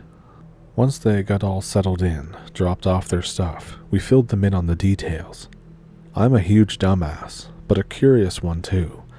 I really wanted to know what it was that we had encountered. I made the decision that I was going to head back into the woods to go find where this doe went. I asked for volunteers to come with me. Michael, Jacob, and Eric said they would come. We packed up for a potential 2-day trip and left to go find our old campsite. Peter, Braden, and William stayed behind to guard the cabin. I had my FAL, Jacob with his AR, Eric had my Mossberg shotgun. Michael had our dad's old Winchester Model 70. It was a beautiful gun, 30-06 chamber bolt-action rifle, shot like a dream. Anyways, we make the hour hike uneventfully and reach the campsite. The whole place is completely torn apart. The ground looks like a herd of buffalo trampled it. Every single surrounding tree within a 30-foot radius has gashes at the base. Our fire pit was dug up and ashes were spread everywhere. We showed him the scene and began to follow the blood trail to see where it led us. I didn't think to check for the footprints before, so we tried to find some this time. After searching a bit, Eric found what looked like a stretched out human foot with what looked like 4 claws for toes. My brother was a tough guy, never showed any emotion other than anger or usually alcohol-induced happiness. When we called him over to see the print, his face went pale, paler than the rest of us. He told me that we should just leave and not deal with this. I told him that I was determined to find out what took our doe. We weren't leaving until we at least found the carcass. We began following the blood and footprints for about half an hour. Now I'm not gonna lie, I was scared shitless the entire time. Jacob seemed to be the least fazed of all of us. The guy came from an abusive household, spent every weekend since sophomore absolutely shit-faced. The guy played in a black metal band for the past 2 years. He was by far the craziest of us all. I'll do some stupid shit, but Jacob would do it twice. He's not an idiot though. He knows his limits, and he knows when a situation isn't worth getting into. I asked him if we should keep following after we lost the blood trail. He just looked me dead in the eyes and said, "I want my deer." We followed the footprints for another 15 minutes until we came upon a small ravine, probably a 12-foot drop, about 20 feet wide.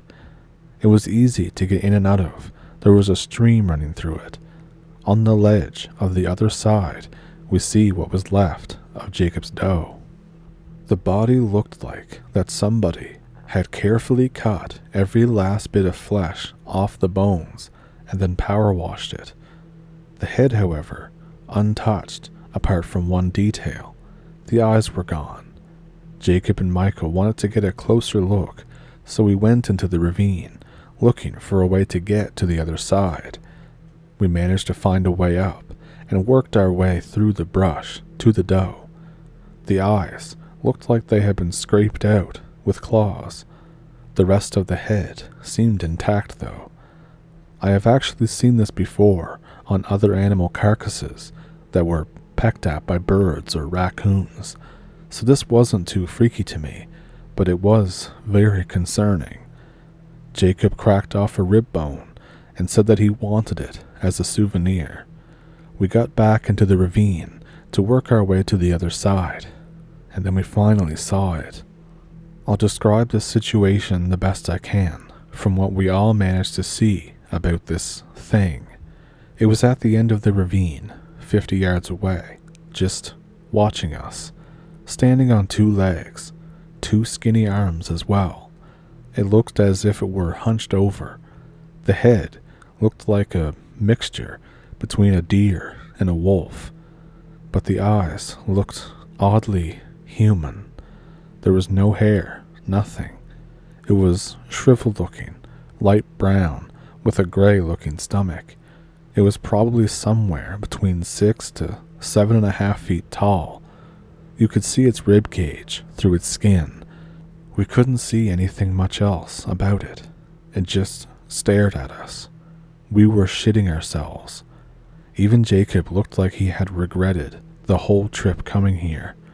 And then it slowly starts walking toward us, almost like a gorilla, using its arms to support itself. I tell Eric to grab the road flare from my bag. I keep it in my belt and raise my rifle. We're standing there, all in a line, in this ravine, guns aimed at this thing as it walks toward us. The sun was just beginning to set, too, which only made things worse. Jacob shouted at the thing to F off. It stops, looks around, and then back at us. It's moving slightly faster now.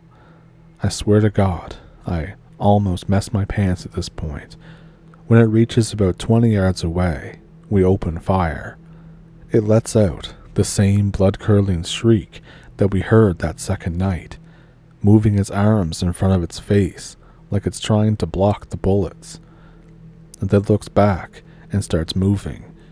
It makes its way up the rocks that we came on and out of the ravine and out of our sight. Eric's shotgun jammed, so I handed him my road flare, and Michael handed him his CZ that he had holstered. It was easier to give him another gun than to try to make him unjam his.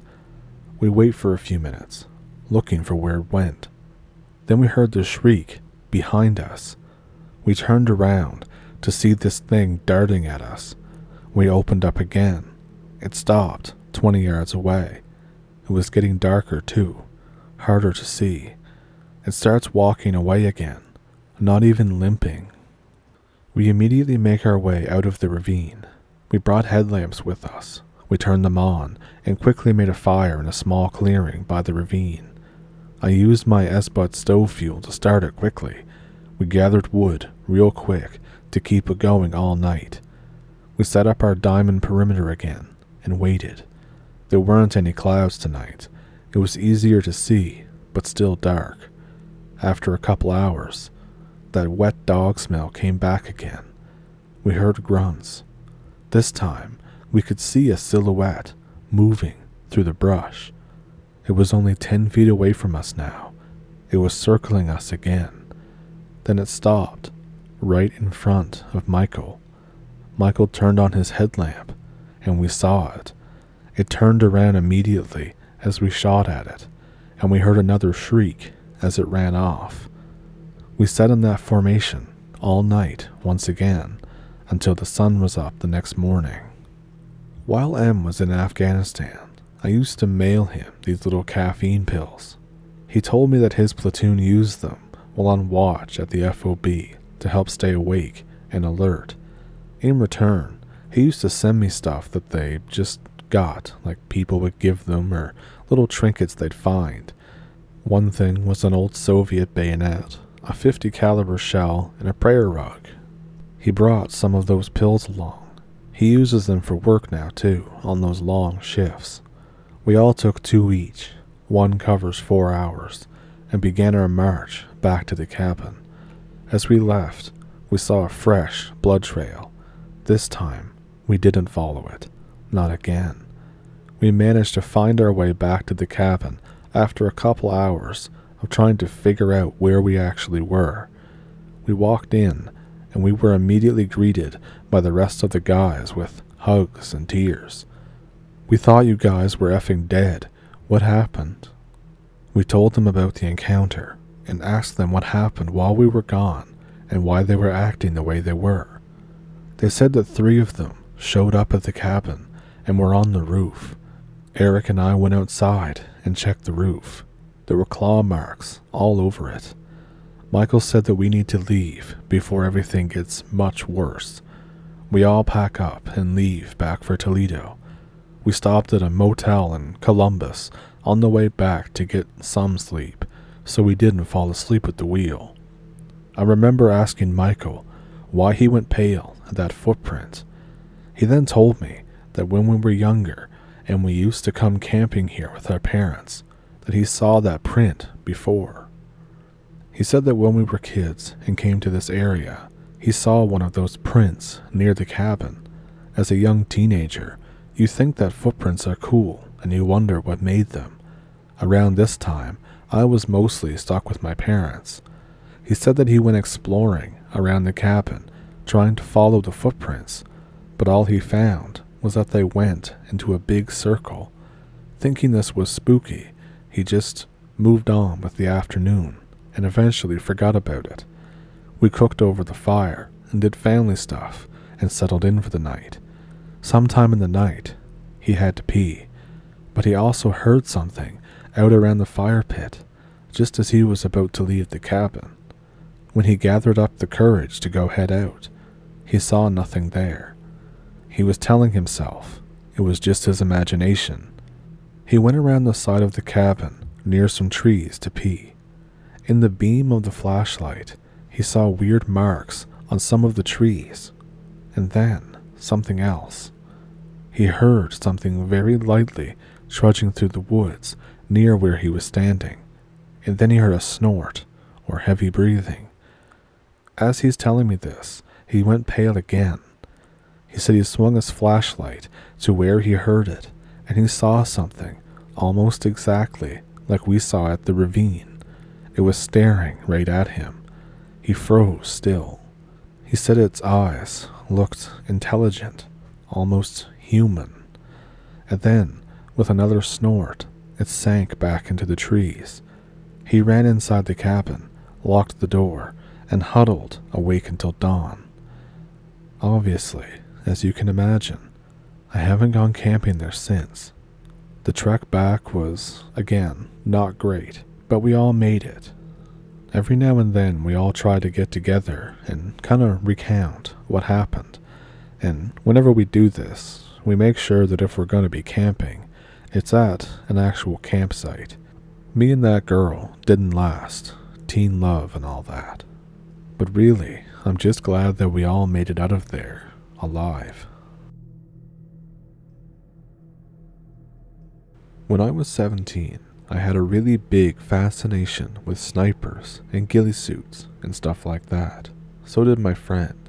This ends up with us buying a bunch of ghillie suit gear and airsoft sniper rifles. We like to camp and decide to go camping out in the woods and LARP as ghillie snipers for the weekend. So our neighborhood runs along a golf course that borders on a forest that goes on and on for ages. We have to walk through a well-lit path and then through a small strip of woods to get onto the golf course. The plan is to wait for nightfall on a Friday, sneak through the golf course and into the woods, hike deep into the woods, and camp for the weekend before coming back Sunday night. Our preparations go well, and the night is approaching. I sneak out the back door, and my half-sister locks it behind us. My friend, who I'll call Steven, has a cheap night vision monocle, so he leads the way through the small strip of woods that separates the neighborhood and golf course. We are trying our best to keep quiet and not make so much noise. Our ears abruptly begin to ring in high pitch, almost like we go deaf and can't hear anything, like we're underwater. Steven pulls my arm and says something, but it sounds so muffled. He starts pulling me through the brush until we make it onto the golf course. The ringing subsides, and we both look at each other like, what the hell was that? This is not the time to talk about it though, so we set up to do recon over the golf course and plan our next move. This night was a full moon, so it's bright enough to use our scopes to look out over the course. Plus, the night vision goggles shits all over itself at that distance, so the scopes are a better option. As we are panning over the course, we are teasing each other with the typical, "What the hell was that? Oh shit, it's the cops," trying to freak each other out. So now, visible from our position is the main complex, plus a few smaller maintenance sheds, along with one larger barn structure. Out of all of them, it looks the weirdest. Steven drops his voice and goes, "Shit, man, I think there's something over there." I thought he was screwing with me, so I go, "Let's go then. We can sneak up there and it won't even see us." But Steven seems genuinely freaked out and starts talking about how we should just maybe head back home. But I push and say that it's probably just animals. Peer pressure gets him to crouch walk over to the building. From far out, it looked normal, but as we got close to it, it seemed to get darker. The wood was rotten and dark, and it just looked derelict. There was a break in the side from which we used the monocle to peek inside. Nothing seemed to be in there. Best guess was that it was a storage barn. Maybe something like manure or mulch was kept in there.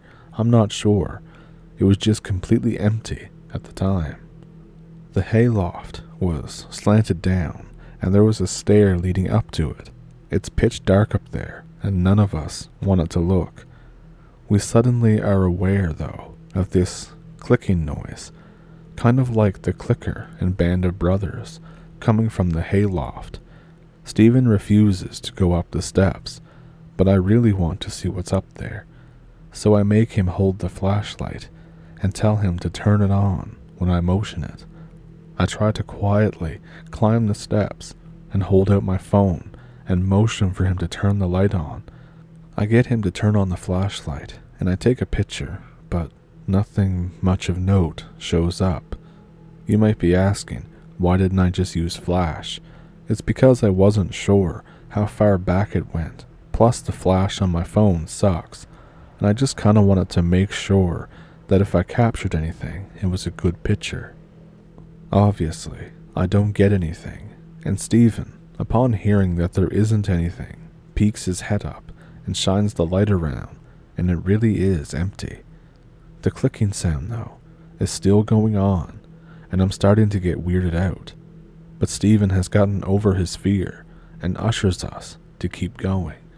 So we leave the barn, still staying low to the ground. As we are walking toward the forest, clouds move over the moon, so we have to switch back to the monocle. As we get further from the barn, the clicking noise disappears. I don't know how wide golf courses are, but this golf course was no different than regular ones. It was a golf course wide, I guess, and we were nearing the entry point to the forest that we were gunning for when the clouds disappear from the moon. Right before we enter, Stephen takes one last look through the scope at the barn and slaps my shoulder and points. I do the same and am a little lost when Stephen hisses, "Roof. Look at the effing roof." There's a crouching figure on the roof. It looks like it's wearing clothes, but it almost looks emaciated, and its proportions are all exaggerated. It was looking away from us. I didn't even get a look at its face, but it just looked so weird. I put down the gun and look at Stephen, and we start planning what to do. If we pushed deep enough into the woods, we could set up camp away from that thing. Stephen says, "Screw that, let's just go home." Honestly, looking back, this was super dumb, and we could have just walked back, but we were really freaked out, so that was my best idea. We walked or jogged about 30 minutes, and we figured that we made it about a mile in, so we began setting up camp. The fire kept us warm throughout the night, and nothing happened for the rest of that night, and we both took shifts sleeping. In the morning, we cooked soup, and then cooked meat in the broth, which was super good. We began the next hike, which was 3 miles, to a spot where Google Maps said that there was a pond. The plan was to set up by the bank and sleep Saturday night and head back Sunday and arrive home Sunday night. But we packed our bags heavier than expected, and the hike took a bit longer than planned, and we arrived by the pond in the late afternoon. We set up a bit of a lean-to against a tree and set up the fire bigger than the last. By the time we had set up, with the little daylight we had left, we moved to gather firewood. Neither of us were saying it, but we were a little nervous for the first night, but kept putting the feeling aside. The water was kind of calming, so I think that may have played a part. As nightfall arrives, we cook the remaining meat, and we pour the grease over sticks to use as starters if the fire dies. We had turned the surrounding camp area into a nice little position, which helped Stephen and me relax a bit more. Nighttime comes, and I have the first sleep. I pass out from the day almost immediately. To this day, even with fevers of 102, I still have not had such a weird dream. It starts where I'm in my bed at home, and I feel like I have a rock in my stomach. Getting up out of bed feels like slow motion, and I walk to my door, to the hallway. Opening it, I'm back in the woods. Dread starts to creep over. I go to return to my room, but the door is gone. I'm shaken awake by Stephen going, Dude, it's here." I shoot up and grab my airsoft gun for comfort more than anything else.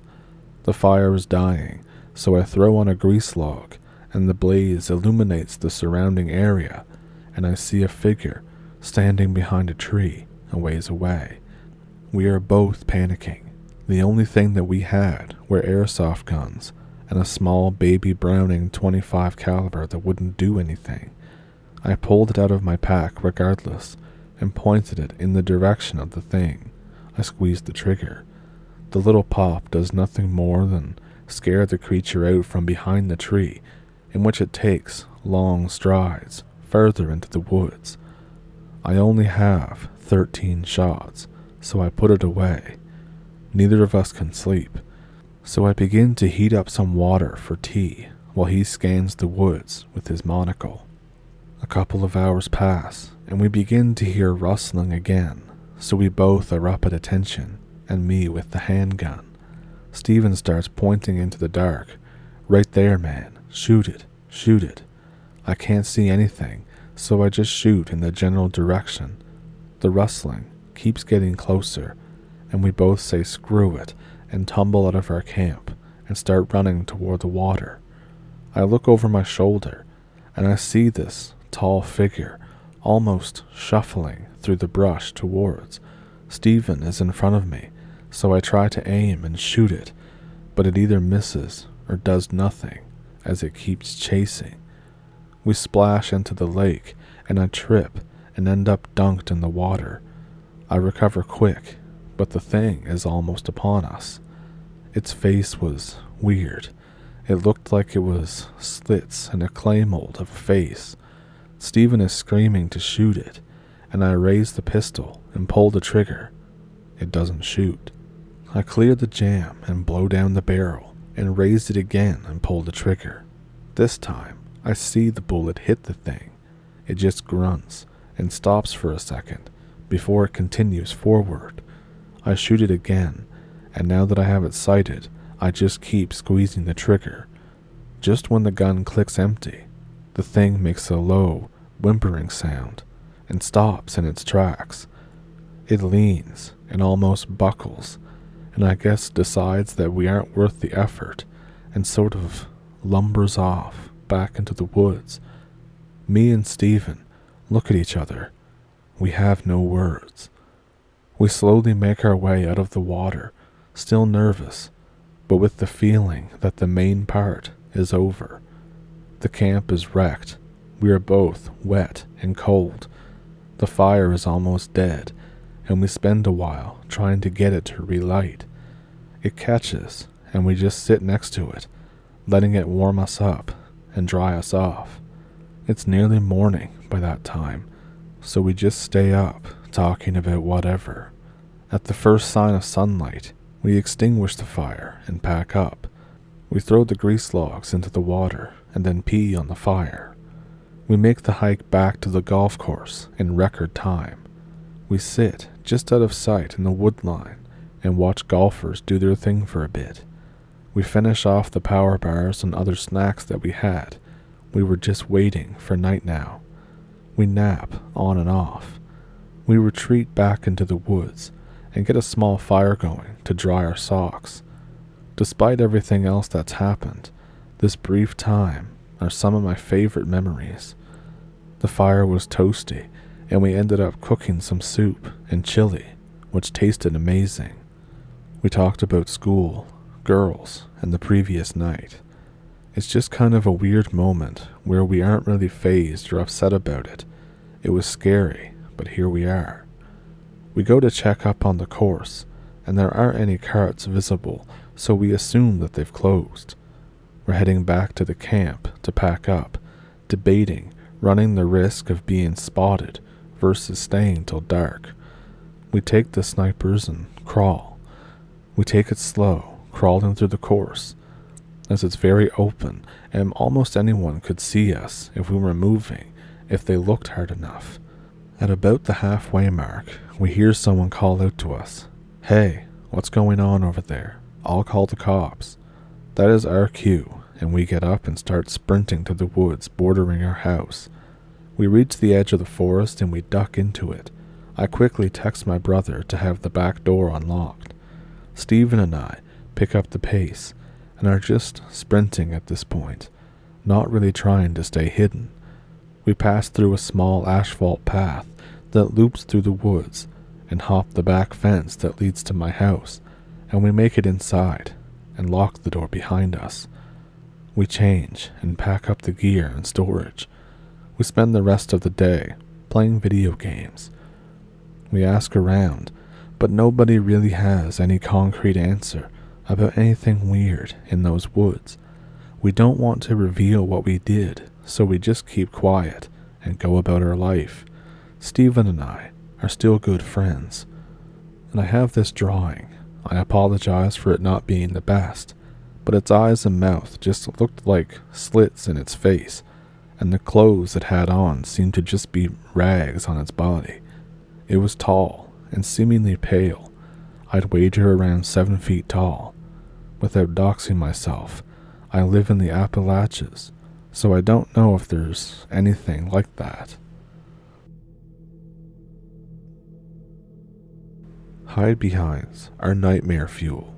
I believe in these things because anyone who has felt that feeling in the woods can relate to me. So I was hiking in a wilderness area back in 2014. It was the middle of the day, so it's not really scary or unnerving at all. I go to cross this dry, rocky riverbed. Halfway across, I hear the sound that sounds like someone clearing their throat. I turn around, and there's nothing there, of course. I continue crossing the riverbed, and I hear what sounds pebbles clacking together. I stop and look for other hikers. There's still nothing. By this point, I'm almost across the riverbed. The best I can describe what happened next is like being buzzed by a bird when you're too close to its nest.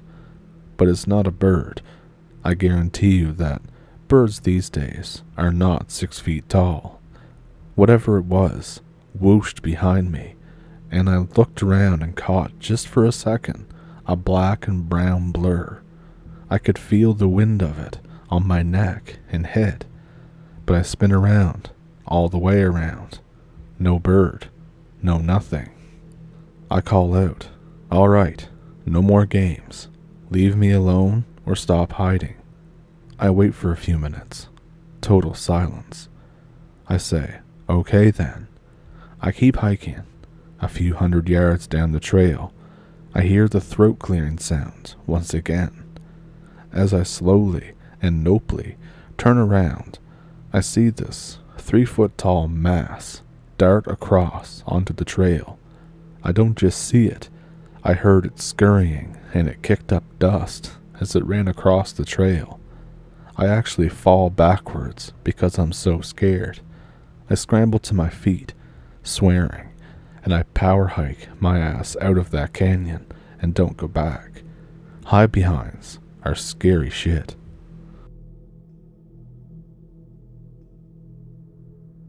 So I'm a pretty skeptical guy and whatnot. I'm not a paranormal person at all. I've never really seeked it out. I've never really had any experiences with it. Until this one thing happened a long time ago. It was back in high school. I was on a field trip with my class.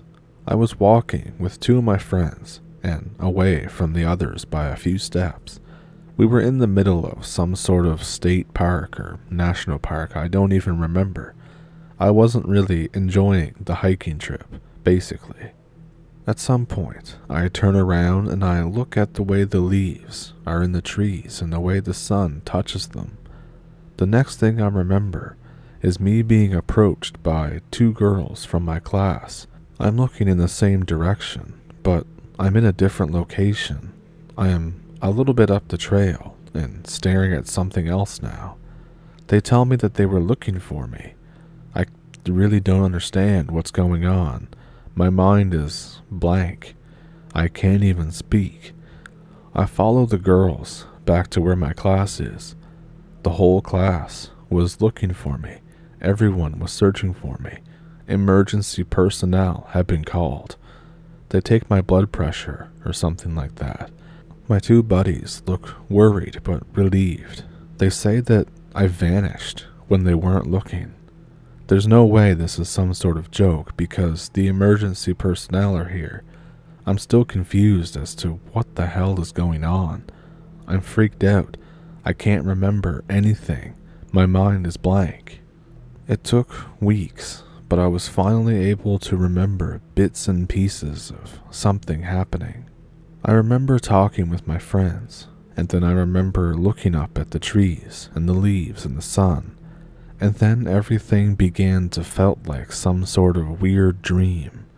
I was first in some sort of place that looked like a library, and then suddenly I'm in some sort of forest, but it's completely different from the one that I was just in on the field trip. The trees here are absurdly big and tall. The forest is dark, like there's no sunlight. Everywhere seems like a dimly lit room. And then I hear some sort of animal screams from far away. There's so much space in between the trees that everywhere looked like a large road. And then all of a sudden, I'm back. The two girls are approaching me. To this day, I have no idea what actually happened. I questioned my two friends many times about this, but they always say that when they looked back, I just wasn't there anymore, and that's all they could say. And then when I came back, hours had passed. They didn't seem to hear me or see me do anything. I just vanished.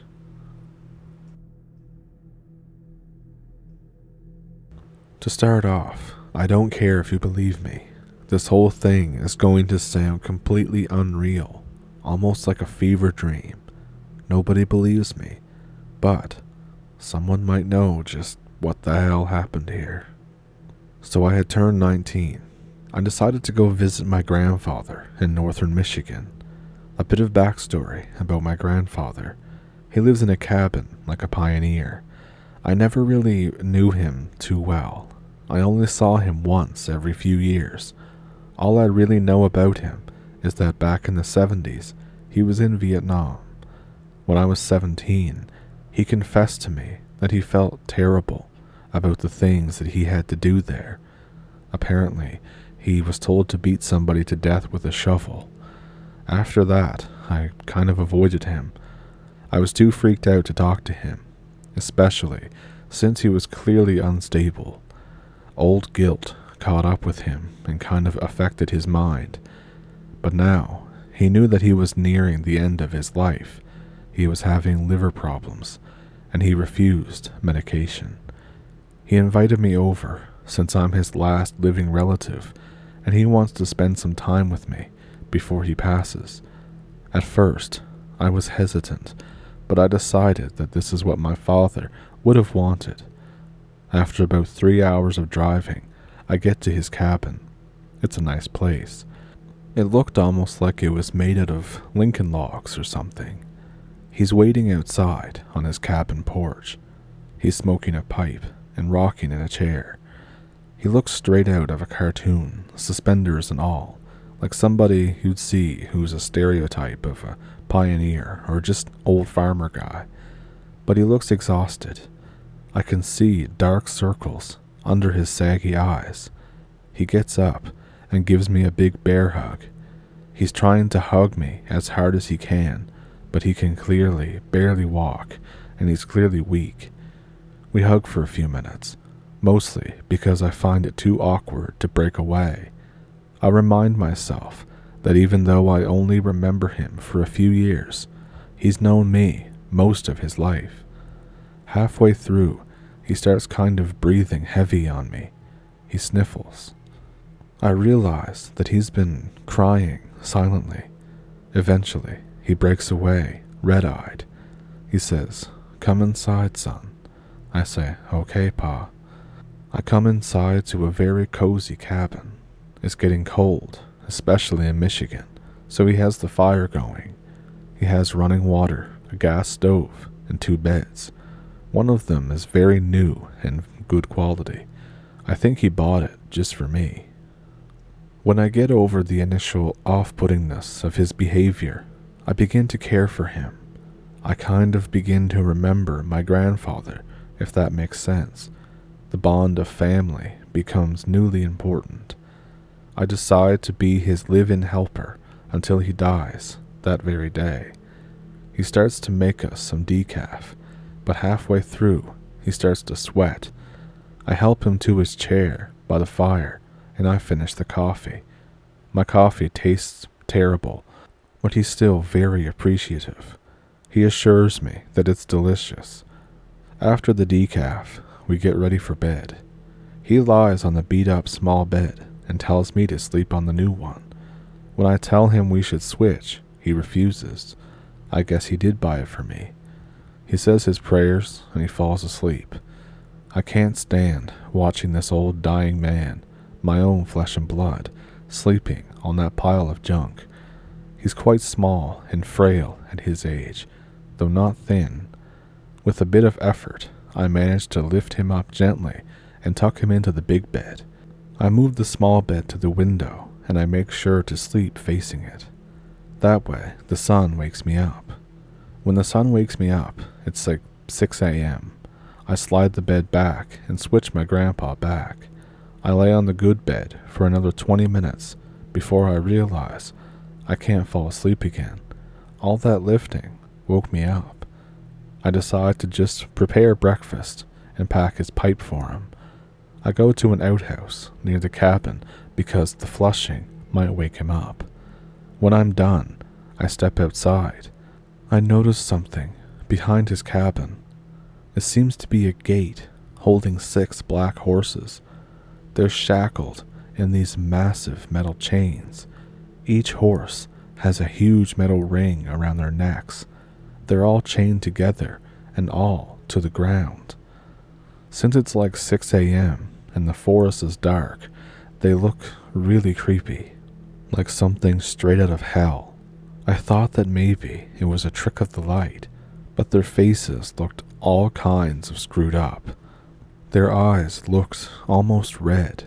I thought it might be just a reflection, like how cameras show red pupils. God, was I wrong. I stepped back inside to find my grandpa awake, sitting on his bed. I talked about what we were going to do for the day. He said his back felt good enough today that he might want to do some fishing. Not to stroke my own ego, but I attribute that to me letting him sleep on the good bed.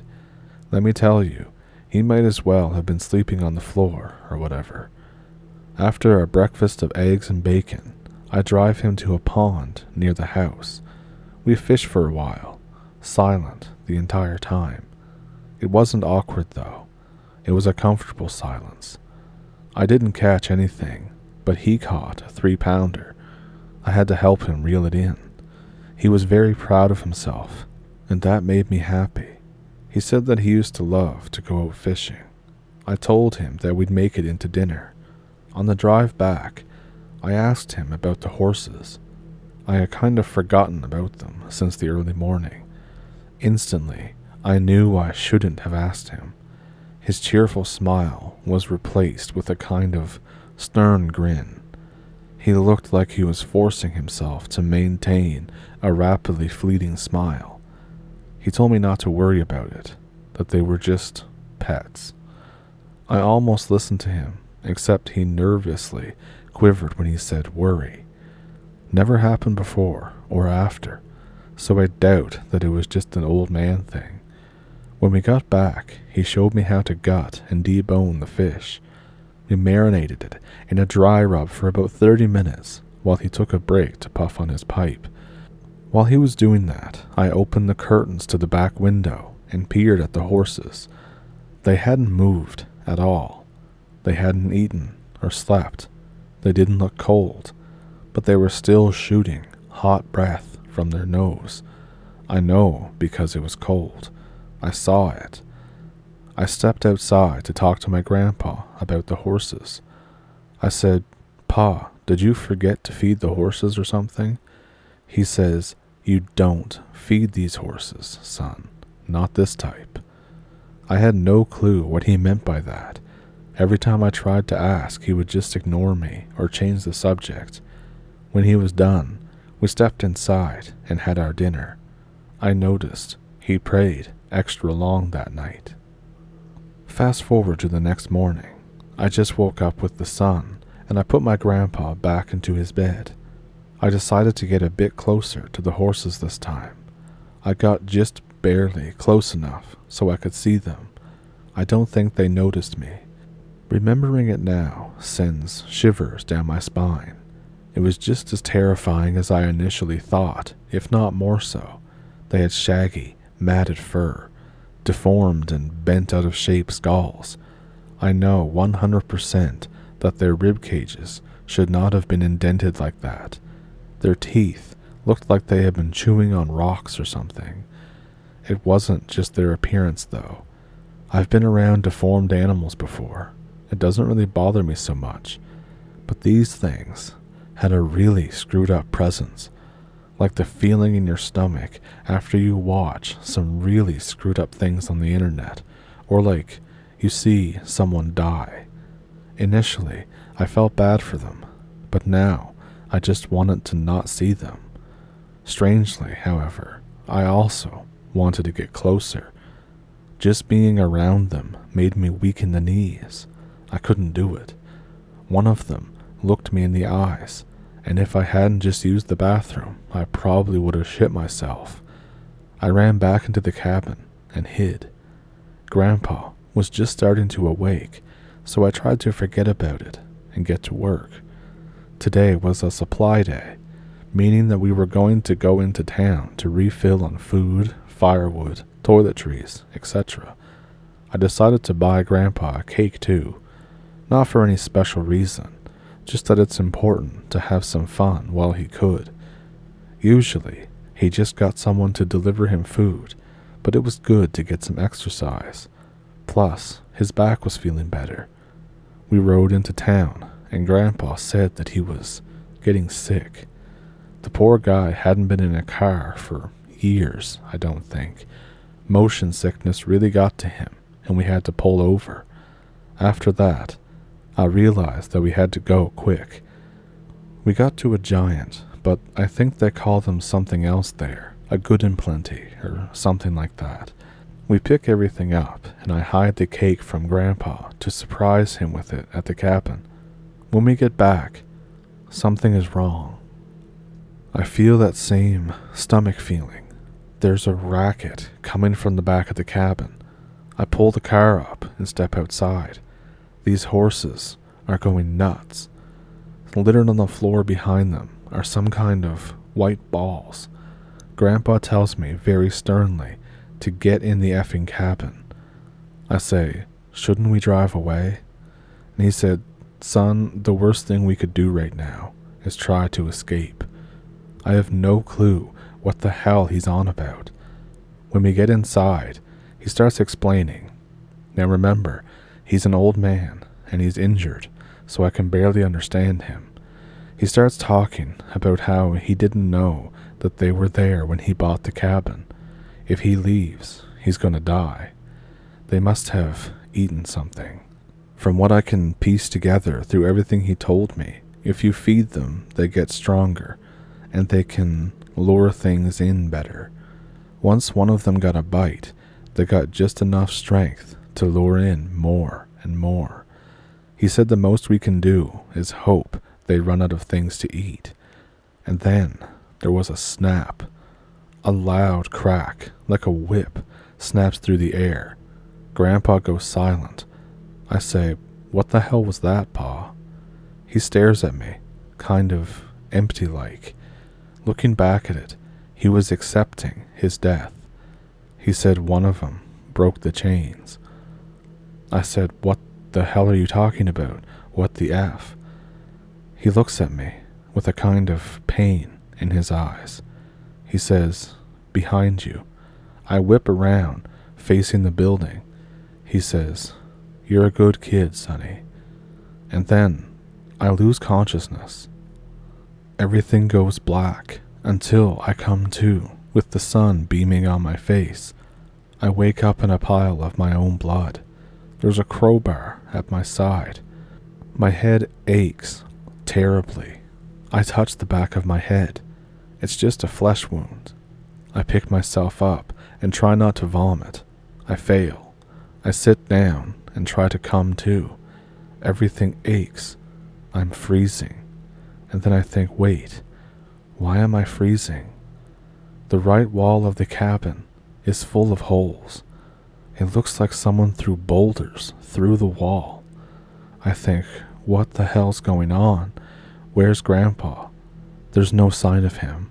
In fact, there's no sign of anything. I open the door and step outside. I check behind and the gates have been trampled. The chains are broken. I get closer. Those white things that were crushed up were rabbits. The horses half chewed them and then spit them out. I start to piece everything together and promptly vomit again. Long story short, I walked back to the cabin and picked up a few things. I picked up my grandpa's pipe and his bluegrass tobacco. I found a golden cross that he kept in his cabinet.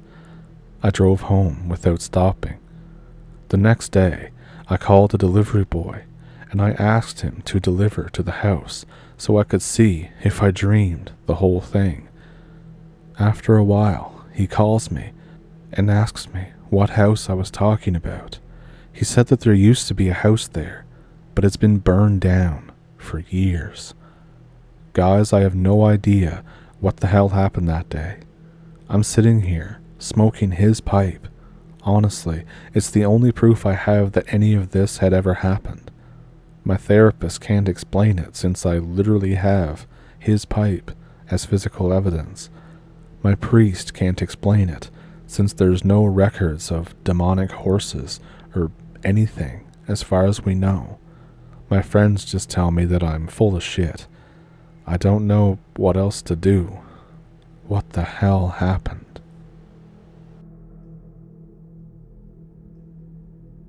Hey there. So this is the first time that I've ever written down everything that's happened to me. These are all from Australia. I normally do not share my stories with anyone except close friends and family because, to be honest, they make me sound like an absolute crackpot. A friend of mine urged me to write them down. He also urged me to spread them anywhere that would allow me to remain anonymous. So, in 2015, when I wrote all of these down, I was a 29-year-old guy living on the Gold Coast in Queensland, Australia. For those that may know the area, I grew up just outside of Rathdowney on a 600-acre property that has been in my family since the area was first colonized by Europeans. I moved to the Gold Coast when I was 20 to allow my fiancée, now my wife, to further her career in finance. My skill set, though, was mostly limited to aquaponics maintenance and fish care, which I found was next to useless in the city, so I turned my attention to my true passions, writing and fishing.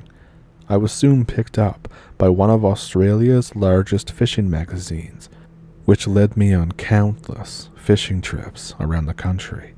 It was on these trips that these stories occurred, and why I go by the name Aussie Fish Journal. Now, I drink alcohol and I smoke cigarettes, but I was not drunk during any of the events that happened in these stories, and I do not take any recreational or prescription drugs. With all that out of the way, the first story I'll have to share with you happened in 2009 in northeastern New South Wales. I was doing an article on the recently rehabilitated Clarence River cod, also known as the Eastern Freshwater cod, in the area, and basically had a week to travel an entire river system by kayak and tag as many cod as I could.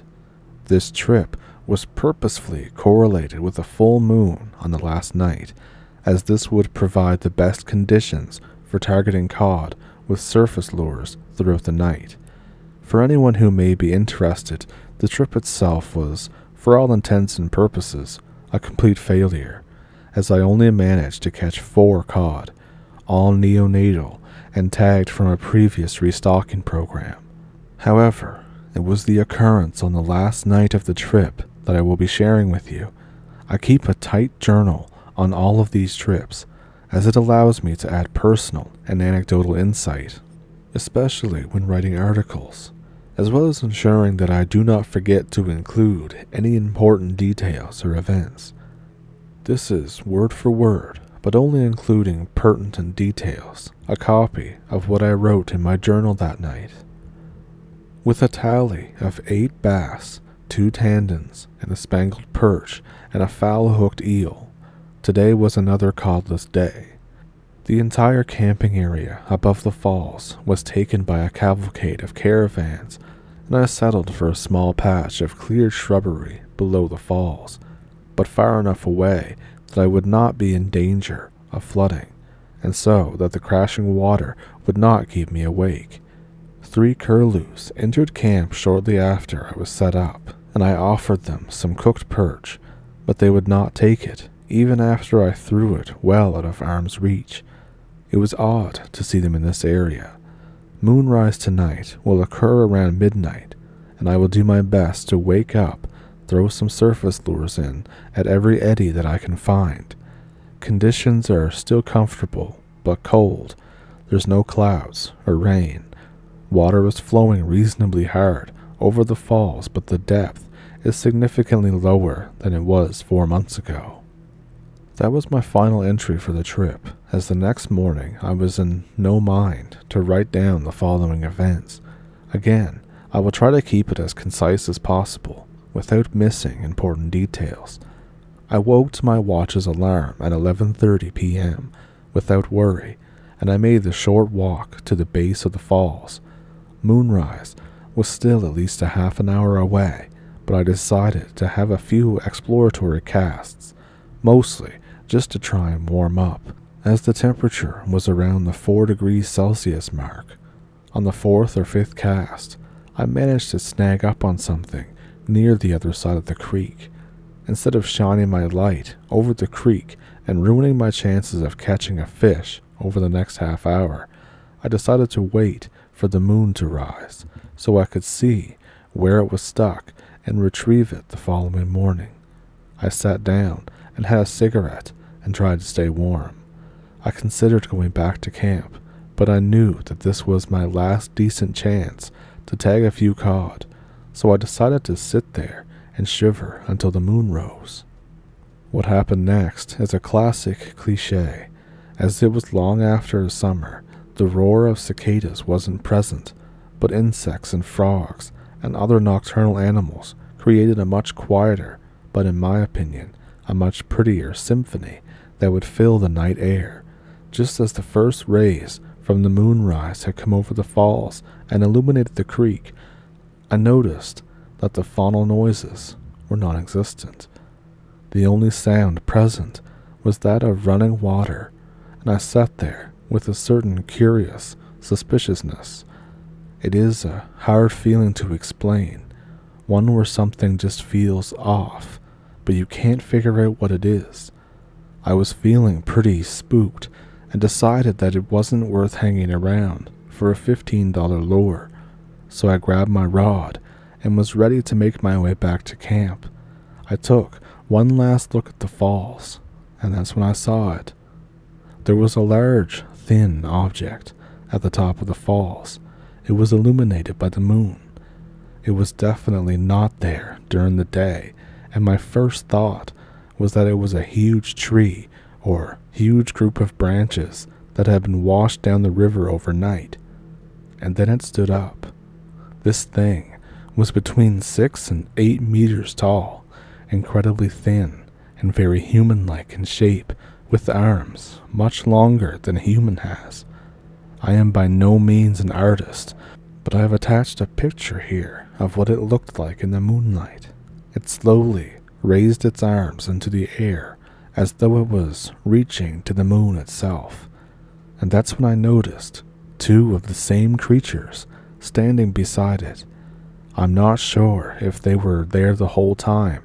I didn't notice because I was fixated on the one in the center, or if they appeared as it raised its arms. All 3 of these things had their arms raised into the air for a few seconds before completely vanishing. It took me a second to realize that they had disappeared because their silhouette against the moonlight was that strong that it made an imprint in my sight, similar to when you look at the sun and see sunspots in your vision for a few seconds after. This next part was by far the most disconcerting event of the night. Anyone who has ever been out in a thunderstorm at night will know how surreal it is when a bolt of lightning illuminates the world around you for a split second. For that minute amount of time, you can see everything in a bright white light, almost as though a giant spotlight has been cast on you. Well, a few seconds after these things vanished, the moon had just made its way completely over the top of the falls, and suddenly it was like daytime. For 4 or 5 seconds I could see everything around me in a strange white light, similar to the lightning effect I just mentioned, but lasting long enough that I could look around the entire area. The only real detail I managed to notice over this period of light was 3 curlews standing together on a small platform near the base of the falls, about 20 meters away from my position. I think the only reason why my brain recognized that they were there was because they stood out so well against the water and the rock face behind them. And just like that, the light was gone. The bush, once again, only lit up by the moonlight. I stood there, in shock of everything I had just seen for about 5 seconds, before a long, whistling sound jolted me back to reality. The song of the curlews. For anyone who doesn't know how the curlews sound, check it out. It's quite a spooky call that at the best of times, given the situation, was too much for me. I dropped my rod and raced back to camp, scrounged every piece of wood I could find in the immediate area, and I built up a fire as large as I could. That's basically it for that story. Nothing else eventful happened. I retrieved my rod, but not my lure. The next morning, I traveled downriver and got picked up via 4x4 around 11 a.m., as was previously planned. In hindsight, I wish I had spoken to the caravanners camped above the falls to see if they saw anything that night. I later did a bit of research, and I found that large, thin humanoids play a large part in Aboriginal culture from all over the country, often in the form of things like quinkins. That was my first experience with how weird the Australian bush can be, and in all honesty, I stayed away from remote places for quite a while afterwards. However, in the next story, I'll tell about how odd things can happen, even in quite populated areas. And this next story happened on one of the many Moreton Bay Islands in southeast Queensland. I normally would be happy to divulge the locations of where my stories have occurred, but in this case, I was asked by the locals, one person in particular, not to tell anyone which island it was, but I will say that it's in the southern part of Moreton Bay and has an expanse of mudflats. The Moreton Bay region has quite a history, along with some well-entrenched folklore, everything from leper colonies, to escaped convicts becoming cannibals, and many wars between the Aboriginals and European settlers. It's a relatively high populated area and borders Queensland's capital city of Brisbane. I was here to get some photos for an article about fishing with bait on inshore shallow reefs, and hoped that I would be able to cast net a large amount of bait fish, such as pike, mullet, garfish, and whiting, for bait rigging photos. This particular area was largely unfamiliar to me, but I decided my best bet of catching bait would be to spotlight the mudflats and mangrove areas on the 10 p.m. high tide. I was being helped by an older bloke who had just started a charter boat business in Moreton Bay, and I'd promised to give him some free advertising in the magazine if he could get me into some good fishing spots the following morning.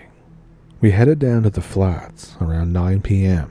and began wading through the murky waters, both with a cast net in our hand and a cigarette in our mouth.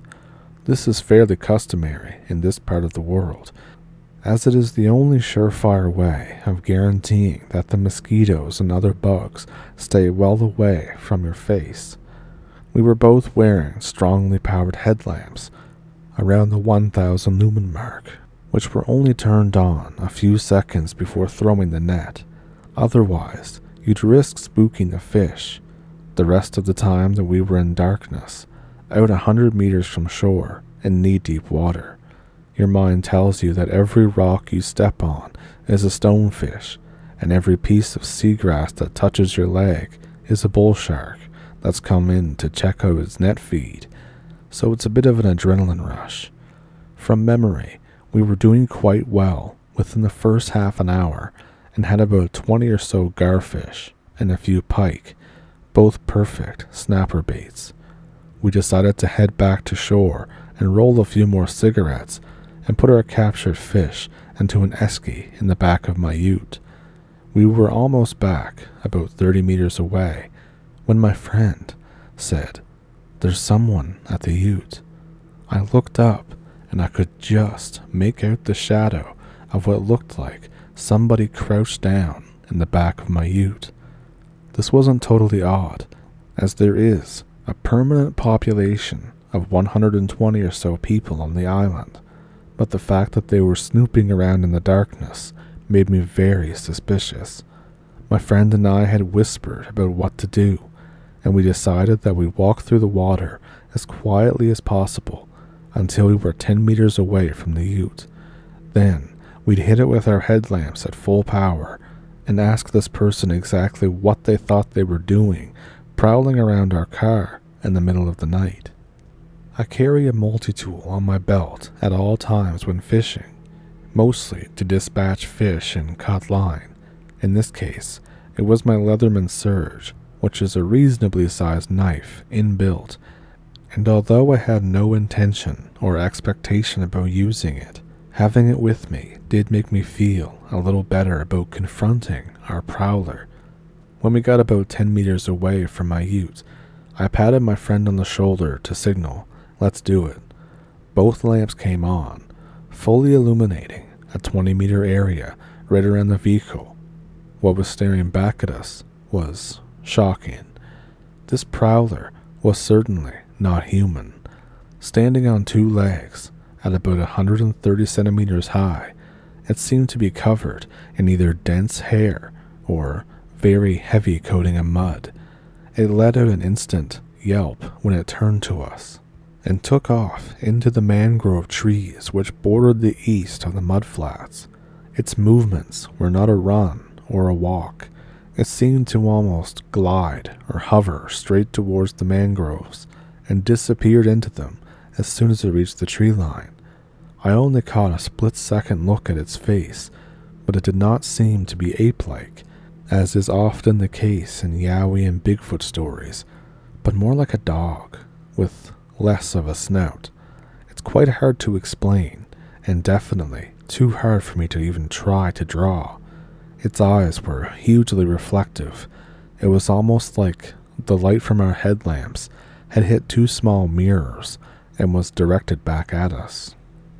We were both understandably quite shocked from the incident and threw our gear into the back of the ute and drove to the most well-lit part of the island, a small grassy park near the pub. We did not check for prints or anything in the area, as honestly, we just wanted to get the hell out of there. The next night, though, we quietly and almost embarrassedly asked the bartender if there were any wild dogs or similar animals on the island, hoping for a rather menial explanation for the prowler we had encountered. His facial expression formed what would best be explained as a wry smile, and he replied with, "No dogs, but there are mangrove men." He directed our attention to an old bloke in the back of the bar and told us to ask him about it. My fisherman friend was quite tired from a full day out in the boat and decided to call it a night. I had another drink alone before getting the courage to talk to the old man in the corner. The conversation that ensued was one of the most interesting ones that I've ever had, and I will condense it into a few points. The prowler that we had witnessed the previous night was a mangrove man called a Jungeree by local Aboriginal groups. In the past, they were present in the entire Moreton Bay region, but destruction of mangroves has resulted in them now only inhabiting 4 islands. They, or something very similar, also live in the mountain regions on the mainland. I'm not sure if he was talking about yowies, as we know them in popular culture, being 6 to 10 feet tall, or smaller creatures, like the one that I saw. They haven't been known to harm humans, but are apparently very mischievous, and the one near my ute was probably looking for fish or food.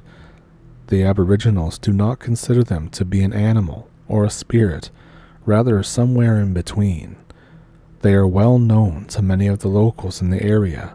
Many have seen them, but many only believe them to be folklore. The old man I was speaking to had built up somewhat of a rapport with the Jungerees, often leaving them food or toys, with their favorite toy apparently being a squash ball. It was all quite a shock to me. The fact that these things were living in areas close to the largest city in Queensland just seemed ridiculous, but I cannot just ignore what I saw. My friend's charter business is doing quite well these days, and I try to have a fish with him at least 3 or 4 times a year, but we have only spoken about that night once since it happened. He has never told another person about it for fear of sounding like he's insane, which is totally understandable. I've returned to the island many times since, but have not had another sighting or really seen anything else out of the ordinary. And on my last trip, in early 2014, I was informed that the old man I spoke to had passed away. I honestly can't help but feel incredibly privileged to have seen something that, quote, doesn't exist, and now it really changed how I view a lot of things in life. And now this one is the last story that I have for you guys. A friend of mine runs an eel farm just north of Brisbane, and whenever I get the chance, I like to help him out. Now, the farming of eels isn't particularly difficult, especially when utilizing modern technology, but it is impossible to breed them in captivity. Their life cycle is actually quite amazing. All the freshwater eel species in Australia actually migrate tens of thousands of kilometers to the Coral Sea to breed, and then their eggs and larvae float back to mainland Australia on the ocean currents. What this means is that all farmed eels are caught as wild stock, generally collected in their larval form in sophisticated eel traps. However, my friend also offers an eel removal service, where he'll remove mature eels from a water body for a fee. Normally, he'll do this at golf courses or council-owned parks, but occasionally he'll do it for privately owned farm dams who are looking to remove the eels in order to stock more edible species of fish, which is where the story begins. We were setting eel traps on a property located in the Nambimba Valley, southeast Queensland. This is largely considered to be the westernmost geographical limit of freshwater eels in the region, as they rarely find a way to cross over the Great Dividing Range that runs up the East Australian coastline. This generally means that individual eels are few and far between in this area, but if conditions are suitable, you may get huge populations of very large eels in very small areas. These small areas are generally farm dams, miniature lakes that are built to supply water for a small-scale agricultural process. Because of the high amount of nutrients in the runoff from the agriculture, there is often large amounts of algal growth, resulting in populations of herbivorous fish and then eventually carnivorous fish, and in most cases, these carnivores are eels. The property that we were on was in an absolutely stunning area, nestled in a hidden valley between a few of the many unnamed hilltops in the area, with a creek running through the middle. We were camped in swags at the edge of the farm dam, and it was damn cold at night, often dropping into the low single digits. Not the most hospitable conditions, but great for trapping eels, as food sources are much scarcer in the winter than they are in the warmer months. I have a rudimentary mud map attached. Where the green represents the tree line at the base of the hills, the brown is relatively flat ground with grasses and a few eucalypts. The darker blue is the farm dam, the lighter blue is the creek that feeds it, and the red X is where we were camped. The creek itself is only about 15 meters wide at its widest point, but more than 2.5 meters in some sections, which is quite a considerable depth for waterways in this area. We'd set up the eel traps in the dam in the late afternoon, cooked some dinner on the fire after nightfall, and fell asleep around 9 p.m. I woke up around 1 a.m. to answer the call of nature. I haphazardly got dressed in my swag and stumbled into the freezing night air. I walked about 50 meters from camp to a eucalypt tree, finished what I had to do, and just as I was about to walk back, it seemed the whole top of the nearest hill was lit up with an incredible blue light.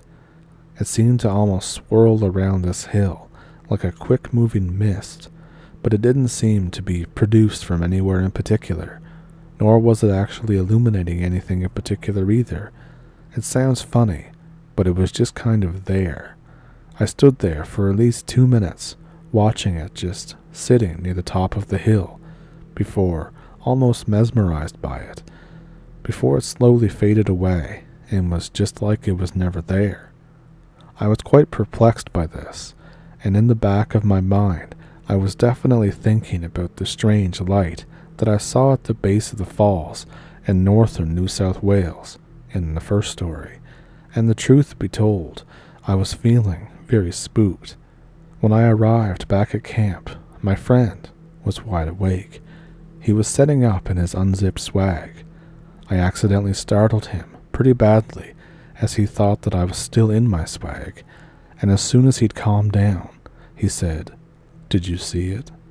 I immediately thought that he was talking about the blue light, and replied with, "Yes," but I was quite taken back when he then asked, "Did you see its face?" He was awoken by some disturbance, which was likely me getting out of my swag, and then he lay there for a minute or two before deciding that he too needed to answer the call of nature. And just as he had unzipped his swag and sat up, he saw somebody across the other side of the dam. He initially thought that it might have been me checking the eel traps, and he was quite annoyed because they're supposed to be left undisturbed until morning.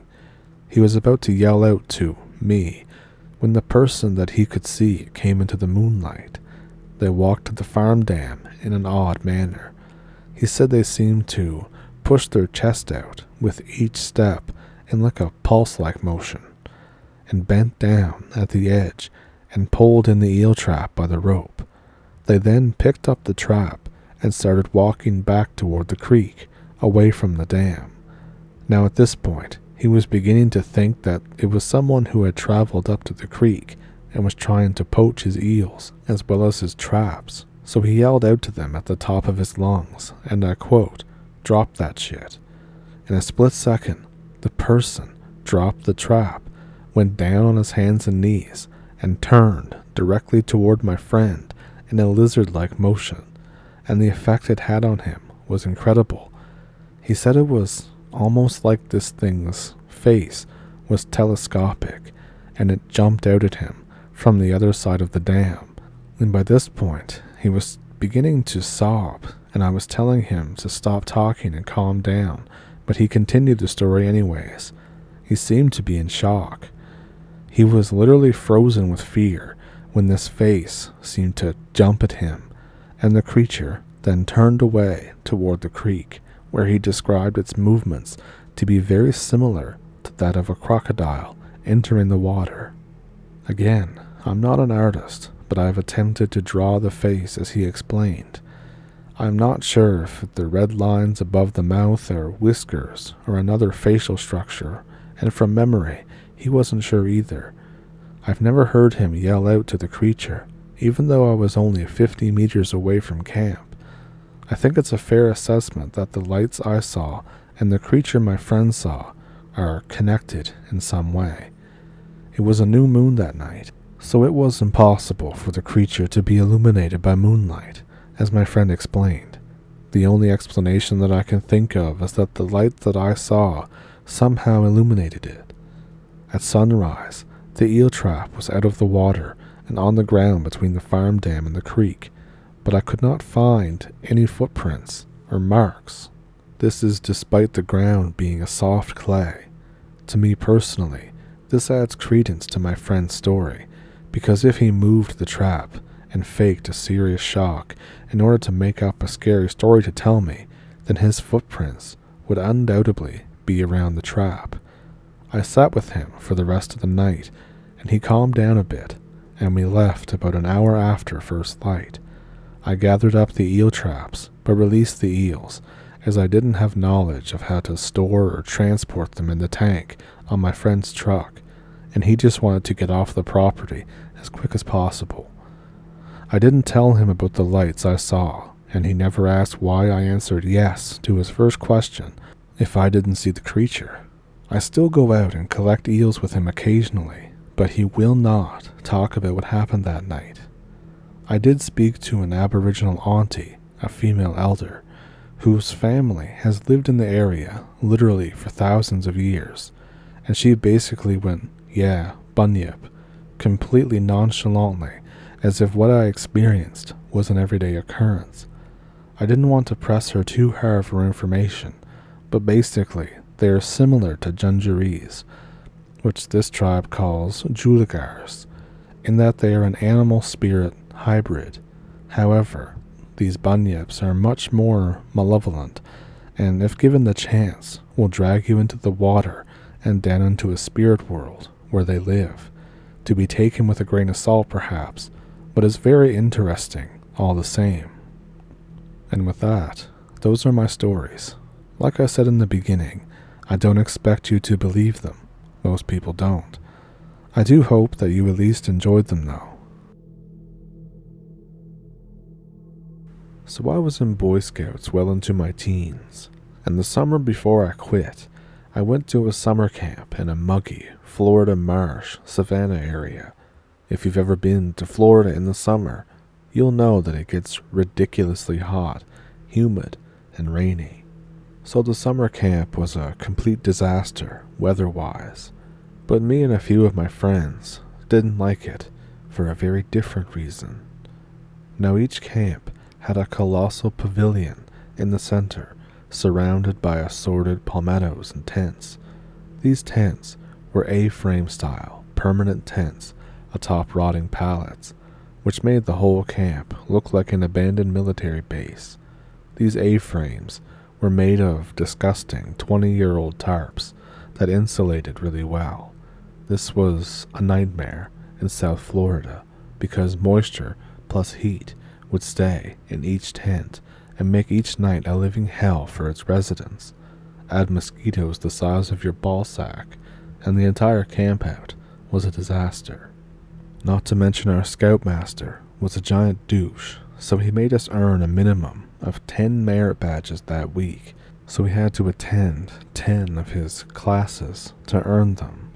These classes took place in screened pavilions around the main mess hall at the center of the giant campground. Some of the bigger merit badges like whittling or archery took place next to the mess hall, and the smaller, less important ones, bird watching and electricity, were only accessed by a single dirt trail and a 10-minute walk.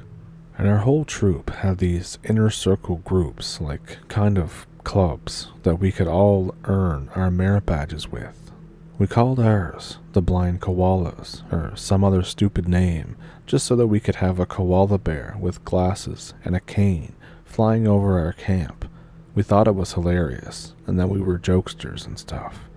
But anyways, I convinced my fellow koalas to take 10 super easy merit badges so we could get done early, and we snuck our Game Boy Advances into camp so we could hang out in the woods and play our new Pokemon games. This was around the time that Ruby and Sapphire had just come out. My parents were all for it, so we did just that. We snuck out really far into the woods, outside the camp, off the regular path, and into the savannah. We made it out about 3, but before we started to play our games, where no one could find us, we saw this really run-down house. And when I say house, I don't mean a cabin, or even a concrete block where the Rangers live. I mean a full-on chimney and porch, suburban home, just plopped in the middle of the woods, like a bad Photoshop, with no roads leading up to it. The whole place would have looked perfect had it not looked like that Father Time took a huge dump on it. It was kind of blocked by some pine trees, so we didn't see it coming out. We went up to the window on its porch and peeked inside. Boxes, piled above eye level, filled the entire house. No furniture or anything, just boxes of what appeared to be magazines, newspapers, and other printed material. The only other thing besides those boxes was a broken wheelbarrow leaning against a window on the opposite side. We were about to open the door to go inside, no matter how scared we were, because we wanted to check out those boxes. Then, the most blood-curdling noise ever came from the house. The only way I can describe it is like someone twanging a piano wire from inside the piano, so it came out as a twang, twang, twang. It was so unnatural and unnerving that we booked it the hell out of there and ran back to the mess hall. Apparently, we had been gone for 2 hours, but we could swear it was 5 minutes. The sun hadn't even changed in the sky. They kept saying that it was 5:30, but the sun was barely where it would be at 3. It didn't go down until 8 p.m. that night for some reason. It got worse though, so much worse. When it got dark that night, it got really dark. At 8, the sun just barely disappeared over the horizon. At 9, you wouldn't even have remembered what the sun looked like. We kept the fire going to try and calm our nerves after that house we found yelled at us. Eventually, we had enough Slim Jims and ghost stories that we went to our grotty-ass A-frames. I was kind of a chubby kid back then, so I was eaten alive by mosquitoes every night, and I had placed a mosquito net over my cot to save me from their wretched onslaught. It did minimal amounts of protecting and acted as more of a shitty curtain. I tried going to sleep, but it was just so hot in the A-frame. I had to remove everything but my boxer briefs just to stay cool. About 2 in the morning, I think I hear a loud thonk from the tent next over. I jolt upright and tangle myself in my net and scramble on the rotting pallet to free myself. I fall through and fall into the conveniently placed ant pile underneath the pallet. I manage to save myself before I get eaten, but I was so groggy and so much adrenaline through my bloodstream that I barely knew what was going on before I heard another loud thonk a foot away. The A-frame had collapsed on top of me and my bunkmate. We crawled out from underneath. I looked next door to see the other A-frames and watched them fall like dominoes, each with a sickening thonk as the pillars that held them up fell down. I could barely make out a single tall figure in red and white dart from behind of one of the tents to another, but I couldn't tell. It was too early in the morning to make a positive ID. It was chaos. My whole troop had collapsed A-frames. The entire pillar to erect the thing was broken. The piece that was to slide into the pallet had been snapped clean off. Now these A-frames were old, but it's still difficult to break a 4x4 block of wood with one swipe. I ran out in my boxer briefs to try and make sure that everyone was okay, and we told our douche scoutmaster that someone had knocked down every A-frame in the camp. We marched down to the camp ranger and told him. He said that he'll go out and help us find the guy who did it. About an hour later, the camp director drives up in a jeep with some short, fat kid in a black ninja outfit in the back. He tells us that the kid confessed to knocking them over, and this is a mystery solved. Everyone came forth and called BS, mostly because the agreed upon profile for our suspect was a tall, probably 6'5" or so, lean guy in red and white. The ranger waved it off as some kind of joke and said that he had a confession, that he was going to get everything sorted out by morning. We tried finding the house again the next day, but we couldn't find it. It's almost like it just wasn't there. I was about to shrug and just say screw it when my friend, who was in the first A-frame to get knocked over, came up to me at dinner on the last night. He was kind of nervous to talk to me, and he hasn't really been himself. He told me that he smelled something really bad before he woke up that morning. He looked up and saw the figure staring at him, and he thought it was the weirdest thing. It was a person. It didn't seem to be a spooky skeleton or anything like that, but the guy was obscenely tall, with lanky arms that hung down by his side. He smelled like straight death. He said by the little bit of skin that he could see, it was old-looking and gray. But the weirdest thing was that he was wrapped up in bandages and a headdress, just like a mummy. A mummy in South Florida. I laughed it off and told him that it was just some asshole screwing with us. He sighed and continued to eat his gloop scout food. But the weirdest thing didn't start until after we all came home from camp. There were 10 people who had their tents knocked over, excluding me and my bunkmate. And out of those 10, 8 of them had burglars clean their place out while we were at camp. Only myself and the kid who thought he saw a mummy were spared. His house burned down a month later. The fire department were saying that somebody had thrown incendiary devices into the windows at night while they were sleeping. But the problem was, they had no broken glass, no open windows, no open doors, no electrical issues. The house just burnt up. Nothing has really happened to my house. I moved a couple of months after dropping scouts anyways, and the last I heard, my old house was still there. I honestly have no idea what any of this means, but it's creepy to put together and to think about. No one I know from that troop is still in it. They dropped out around the same time I did. I heard we all dropped a ton of weight too. None of us are chubby anymore, and I've been told that I look too skinny now. Did we all drop scouts for the same reason? Maybe. I have no idea what to expect from it, or all of these events. And I know it's kind of shitty to end a story like this, but this is it. The only other creepy thing is that I find ants in my stuff all the time, and it's super annoying.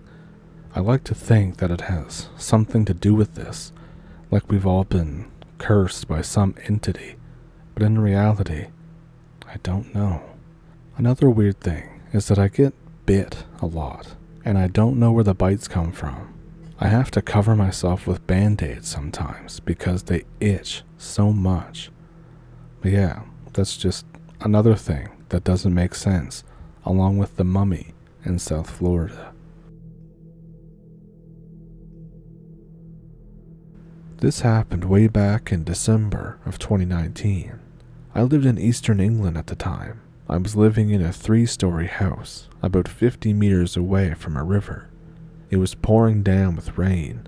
There were no streetlights. It has been dark and miserable for the past few days by this point. I was up that night, really late.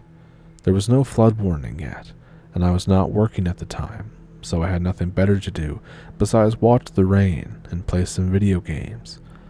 Eventually, I begin to hear something outside my door. Once every few minutes, I hear this mechanical clicking noise. Now my bedroom is on the 3rd floor, but past that door is a bathroom and then a stairway that goes directly to the front door. I check outside my room and into the stairway. I don't see anything, either in the stairway or in the window on the door. The restroom doesn't really have anything electrical in it, and the light in the stairway works fine. 20 minutes later, the click comes back in longer intervals, 10 or more minutes apart. It's starting to sound twangy, like a tin switch being clicked loudly, close to the floor. I go to the kitchen to get a drink. The kitchen has a glass door that also leads to the backyard. I sit on the countertop and drink my Pepsi Max. It seems that the clicking has followed me to the kitchen hallway. It happens in the stairway leading up now. I check the hallway, and there's no electricals other than the light, and when I check it, I don't hear the clicking near me. This house is fairly new, so the electricals shouldn't be screwing up from the rain. I head back upstairs, confused. The clicking trails off in intervals, and by 3 a.m., I almost get used to it and forget about it. The rain, however, got worse. I begin to hear noises outside the window of my bedroom that's facing the backyard. It sounds like mud being thrown around, the squishing and squelching sound. The backyard is mostly paved cement and gravel. I assume it must be a hobo passing through. And then it suddenly sounds like rock being slammed against rock, and I think this hobo is trying to tear down my house. The only thing I have is a butter knife, so I grab it from the kitchen and go out to confront the hobo. By the time I'm downstairs, I don't hear anything other than the rain. I only have a light on the front of my house. I turn that on and head toward the back entrance. I check outside with my butter knife, but I can't see anything. But I can make out that roughly everything is generally as it should be. I assume the menace has passed on to my neighbors. I check all the doors. I go back upstairs. I poke my head out the window and listen for maybe half an hour. And again, I hear the weirdest noise. It sounds like a slurping, but yet struggling for air almost. It sounds like a brain-damaged fish trying to slurp up soup really loudly, if that makes any sense. It's like 100 meters away, perpendicular to the river, and it's loud enough to hear over the rain. Morning comes, and it stops raining. My backyard looks like a toilet, but there's this greenish-brown gunk that's everywhere below an awning. A whole bunch of gravel has been scooped out and placed into small piles in the paved part. This same gunk is smeared across the glass door in large swipes, 3 big sausage finger swipes. Later that day, my neighbor came over and asked me if I was okay, if I had seen anything last night. I tell him about the clicking and about the weird gunk that I found in the backyard, even the gravel that's been scooped and placed into piles. This is when he tells me that there was something in my backyard last night. He talked about hearing a squelching noise, and he thought that for some reason I was outside in the rain. He stuck his head out the window to yell to me to ask what the hell I was doing, But then, he didn't see me in my backyard. He saw this black humanoid shape that had large reflective eyes and 3 fingers. He said it was doing something to the ground, and he decided that it wasn't any of his business, and he shut the window. We both were a little unnerved by everything that happened, and I guess I didn't know that the North Sea had fishmen in it.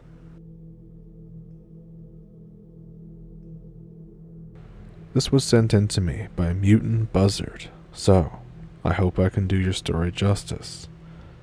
This story has been told many times by many people, but this is most likely the first and only time an eyewitness story has been submitted to any paranormal stories forum. The backstory starts when my brother married a tough-as-nails Cuban beauty named Mary. All 4 of my sister-in-law Mary's grandparents were Cuban people who crossed 90 miles of open sea on rafts cobbled together from anything that would float, inner tubes, empty buckets, garbage, and the like. Mary was the second youngest of 9 siblings, and she was the only girl. She and her family lived in a barrio on the outskirts of Little Havana, where Mary and her family lived in a single-wide trailer on a 1/4 acre in a subdivision surrounded by canals and marshy forest.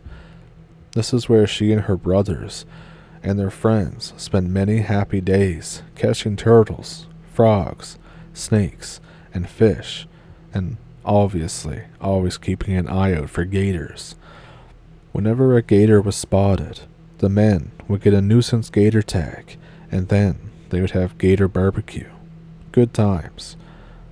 We couldn't have a gator around our rural area, eating someone's dog or chicken or goat or pig or kids, all of which were plentiful in Matey's barrio.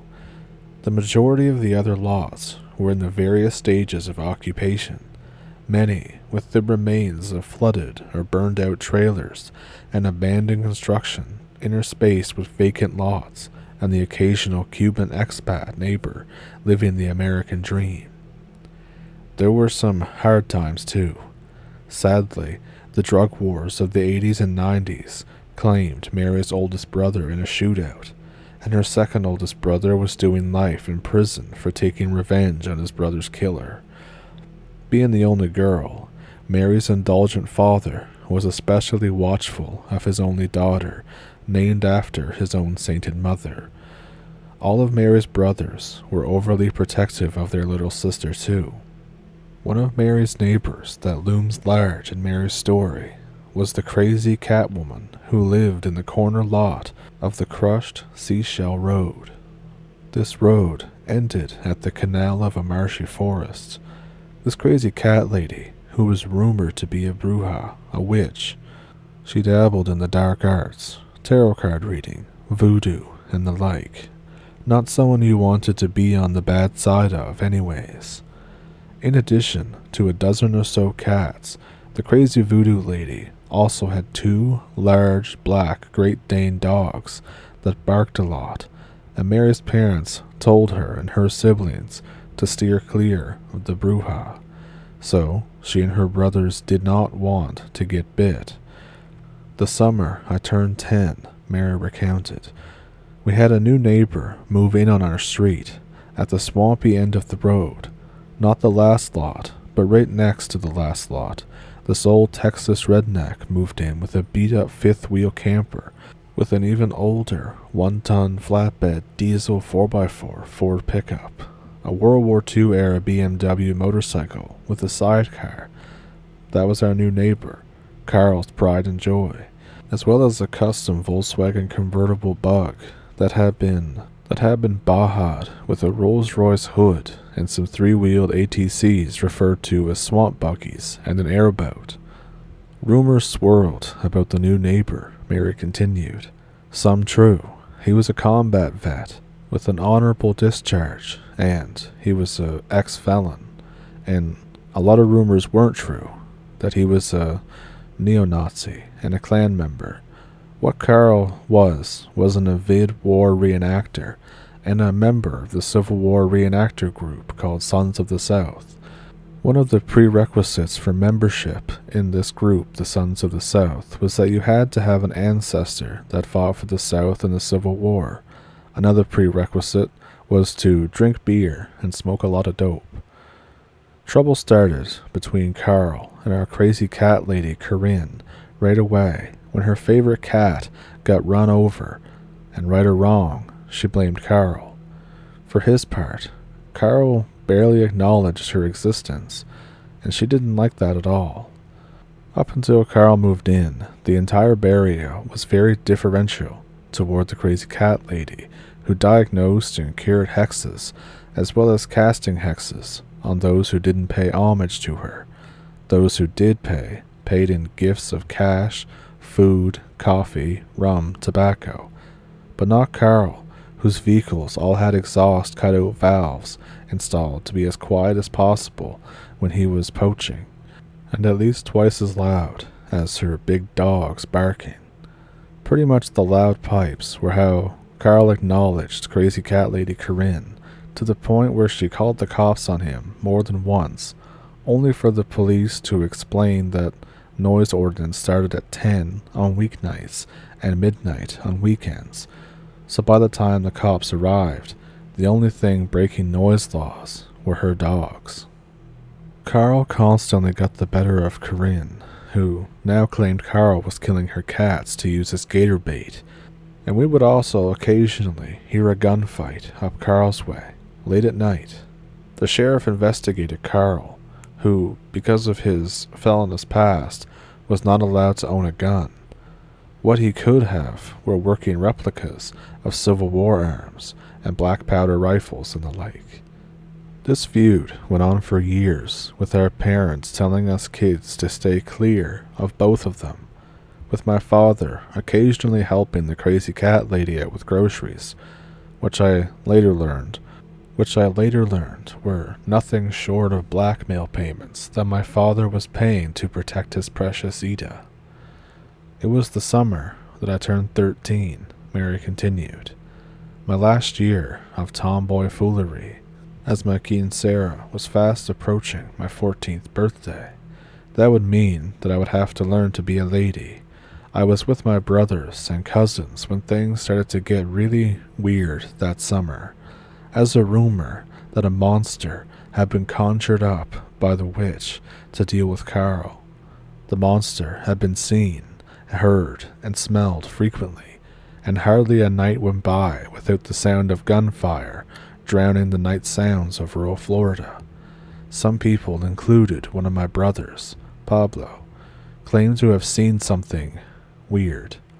But then some of the kids decided that we were going to have a hunt for this monster, and we armed ourselves with frog gigs, spear guns, machetes, long knives, and makeshift clubs. We were all pendejos, but we had a ball that summer, hunting monsters. That is, until we found one. One morning, after an early quiet night, we were disturbed by the witch yelling curses at Carl for trying to kill her dog, and this time she was right. There was a blood trail leading from Carl's place to the witch's, lots of blood crimson on the crushed white shell road, attracting flies. My father called the sheriff for the distraught woman, and a couple of deputies came out to investigate, only to find a badly injured giant dog barely breathing in the crazy lady's fenced yard. The deputies had no problem backtracking the dog's trail to Carl's. After talking to Carl, the deputies came back to tell the witch that it seemed that her dog had attacked Carl at his place, and then staggered home, wounded. Trying to keep the peace, my father offered to pay the vet bill, even though it would be a financial strain on our family. Sadly, the crazy voodoo bruja was inconsolable and only calmed down when the deputies threatened to charge her with some kind of dangerous dog off the leash, or something like that. But it worked. She calmed down once the vet showed up to treat the injured dog. The vet said it looked like the dog had been stabbed with some kind of curved sword, but the animal would most likely recover. The next day, we had been out in the canals all afternoon, hunting monsters and finding turtles and frogs until the sun went down. We heard something grunting like a hog, only way bigger. Then we saw something big and black crashing through the boonies, charging us, so we ran, and everyone was outrunning me. I was so scared, wondering where my brothers were. I made the mistake of thinking that once I was on the white crushed seashell road that I was safe, so I slowed down to catch my breath, only to feel a prickling awful smell on the back of my neck. Then I was torn asunder by what I later learned was a boar's tusk, tearing bone-deep lacerations up into my back rib cage. I was sure that I would be eaten by a monster until I was rescued by Carl, who forced his way in between me and the monster by stabbing it in the throat with a bayonet, on what I learned later was a working replica of a rifled musket from the Civil War era. I still remember with crystal clarity Carl holding the gun with both hands, nearly lifting the monster off the ground as it grasped futilely at the sharpened steel protruding from its gullet. Then Carl insulted the monster. "You bucked up pendejo," he called it. Then pulled the muzzle maybe an inch or two away from the monster's neck and pulled the trigger, blowing the monster's brains out the back of its head. Then Carl looked at me and said, "Vamos, Seta," which means "beat it, kid," and "Sarah Tubaka," and "keep your mouth shut." So I got up and ran to catch up with my brothers, who all saw all the blood, and then my father took me to the hospital, where I got this cool scar. Mary showed us the gnarly mark on her back, and it was a doozy of a scar. My father scooped me up and rushed me to the hospital, where they stitched me up, and they discharged us early in the morning. They had given me some medicine for the pain, and that helped, but I was still too wired to sleep. My brother told me that Carl had dragged the dead monster into his fenced backyard with his garden tractor before any of us brave monster hunters could muster the nerve to poke at it. All that was left was a bloodstain and some flies. My father didn't sleep either, and everyone wanted to see my wound until we smelled and heard Carl waking baking late in the morning, when my father took me by the hand and looked at the tracks and blood before we knocked on Carl's door. I saw what my father saw, namely, a split hoof print as big as his fists. Carl greeted us. "Hey, Minnow, glad to know that you're going to be okay. Been trying to get that thing for damn near a month now, when all I needed to find was the right bait." Carl winked at me, and my father almost laughed, and then, with his voice thick and slow with emotion, Papa said, "You saved my Ata's life." "Sorry about that," Carl said with mock seriousness. "It wasn't my intention." My papa said sincerely, "Gracias, mi amigo," and then laughed and cried at the same time, wiping a tear of gratitude with his callous knuckle away. "So, did you have to get stitches?" Carl asked, slightly changing the subject. As I showed him my back, Carl whistled in appreciation. "Yup, that's a beaut. You pay attention to it, Minnow. When it itches or tickles, it won't lead you wrong." Carl showed us a vivid scar on the back of his hand, indicating how he knew from experience. Then Carl asked, "You want to see it?" Mary pleaded, and he said, "Meet me at the side gate." Carl closed his front door, and then a minute or so later, he led us into his backyard. Mary continued. Carl led us into the backyard, and my father paled at what he saw. Before us, hanging by its heels from a chinaberry tree, was the beast that attacked me. Flies buzzed around a reeking gut pile that had been eviscerated from the huge creature, obviously a male humanoid body, but much larger. Its body was covered with hog-like bristles that really grossed Mary out. And the beast's head, or what was left of it, also resembled a hog. That's what a 69 caliber buck and ball will do to you if you let it. Carl then explained that that was what he had killed the Hogman with when he saw me looking at the ghastly wound on the monster's head, or rather what had been. In addition to the size and smell, what stood out the most were the hog monster's hands that had strange pincer-like hoof hands with 4 hoof-tipped digits. It had a baby gator and a snake and some seeds in its stomach. Carl poked the gut pile with a long cavalry saber. Tell you what, Minnow, you can bring your friends by and have a peek for $5, and we'll split the take. News spread muy pronto in the barrio, and everyone wanted to see the monster, and some even had cameras and took photos, and I was raking in the dinero, Mary continued. Carl's Civil War reenactor buddies started to show up with campers, swamp buggies, and tracking dogs. They all paid to see the monster, with a big grin that disappeared right after actually viewing it, hanging from the chinaberry tree. Then they set up barbecues, coolers of beer, and folding chairs, when the sheriff and his 2 biggest deputies pulled up at my casa to talk to my father about my injuries. The 4 of them slowly walked up to Carl's place, where my father showed them my wound, and they were all duly impressed. I said it's $5 each if you want to see the monster, I informed the cops, when Carl said, no charge for our men in blue, Minnow. But the sheriff shot him a dirty look as he fished out of his wallet and paid full price for himself and his deputies, who also paled at the sight and smell of the monster. Then my father, Carl, the sheriff, and one of Carl's Civil War reenacting friends that everyone just called Colonel, got into an argument over what was to be done, and it was finally decided in favor of Carl's plan.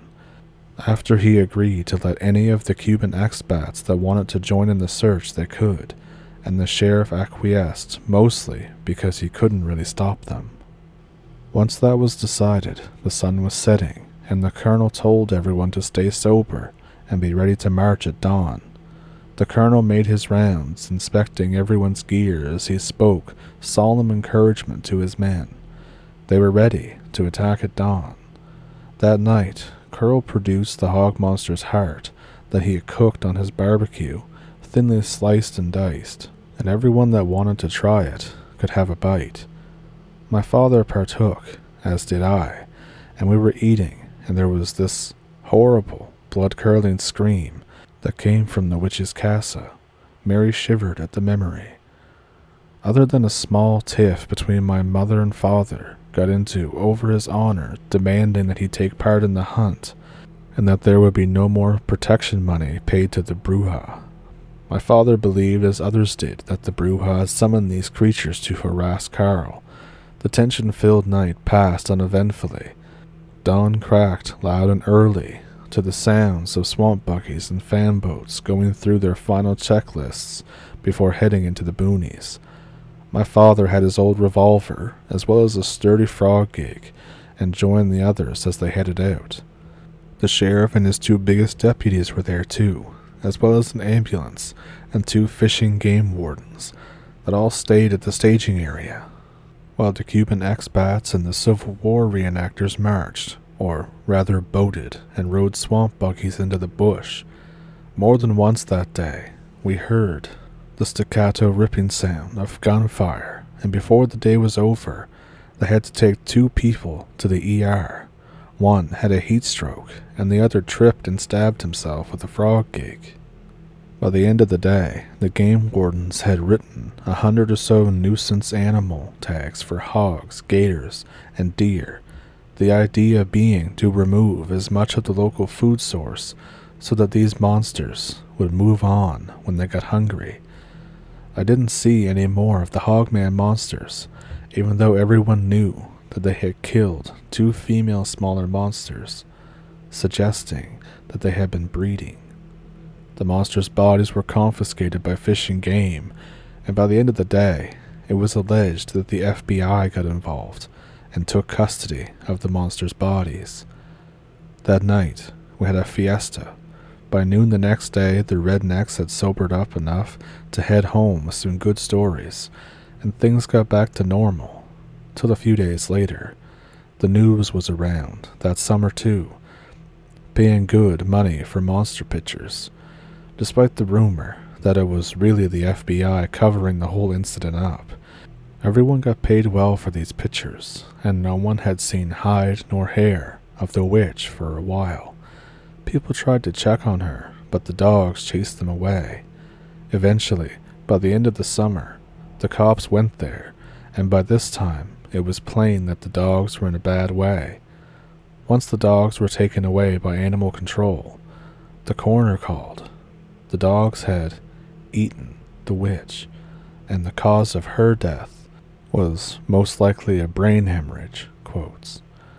In the same place where Carl shot and stabbed the first hog monster, the Bruja was interred on the potter's field.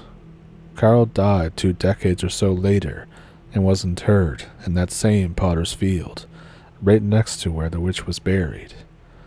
Mary then ends the story. So that was sent in to me, again, by Mutant Buzzard. So thank you for sending this in. I really butchered some of the Spanish words in it because I'm really terrible at pronouncing them, but I hope it didn't take away from the content. So I hope I could do it justice. Thank you for sending it in. So I hope you enjoyed all of those encounters. If there was one in specific that stuck out to you, let me know which one it was down in the comments. If you have one of your own, as always, you can send it to the email in the description below. Down there as well is a PayPal and a Patreon if you would like to support the channel that way, and super thanks here on YouTube. And besides that, don't forget to like and subscribe, and if you made it this far, then you're awesome. And with that, I will see you in the next one. Thank you for pulling up a stump, and thank you for watching.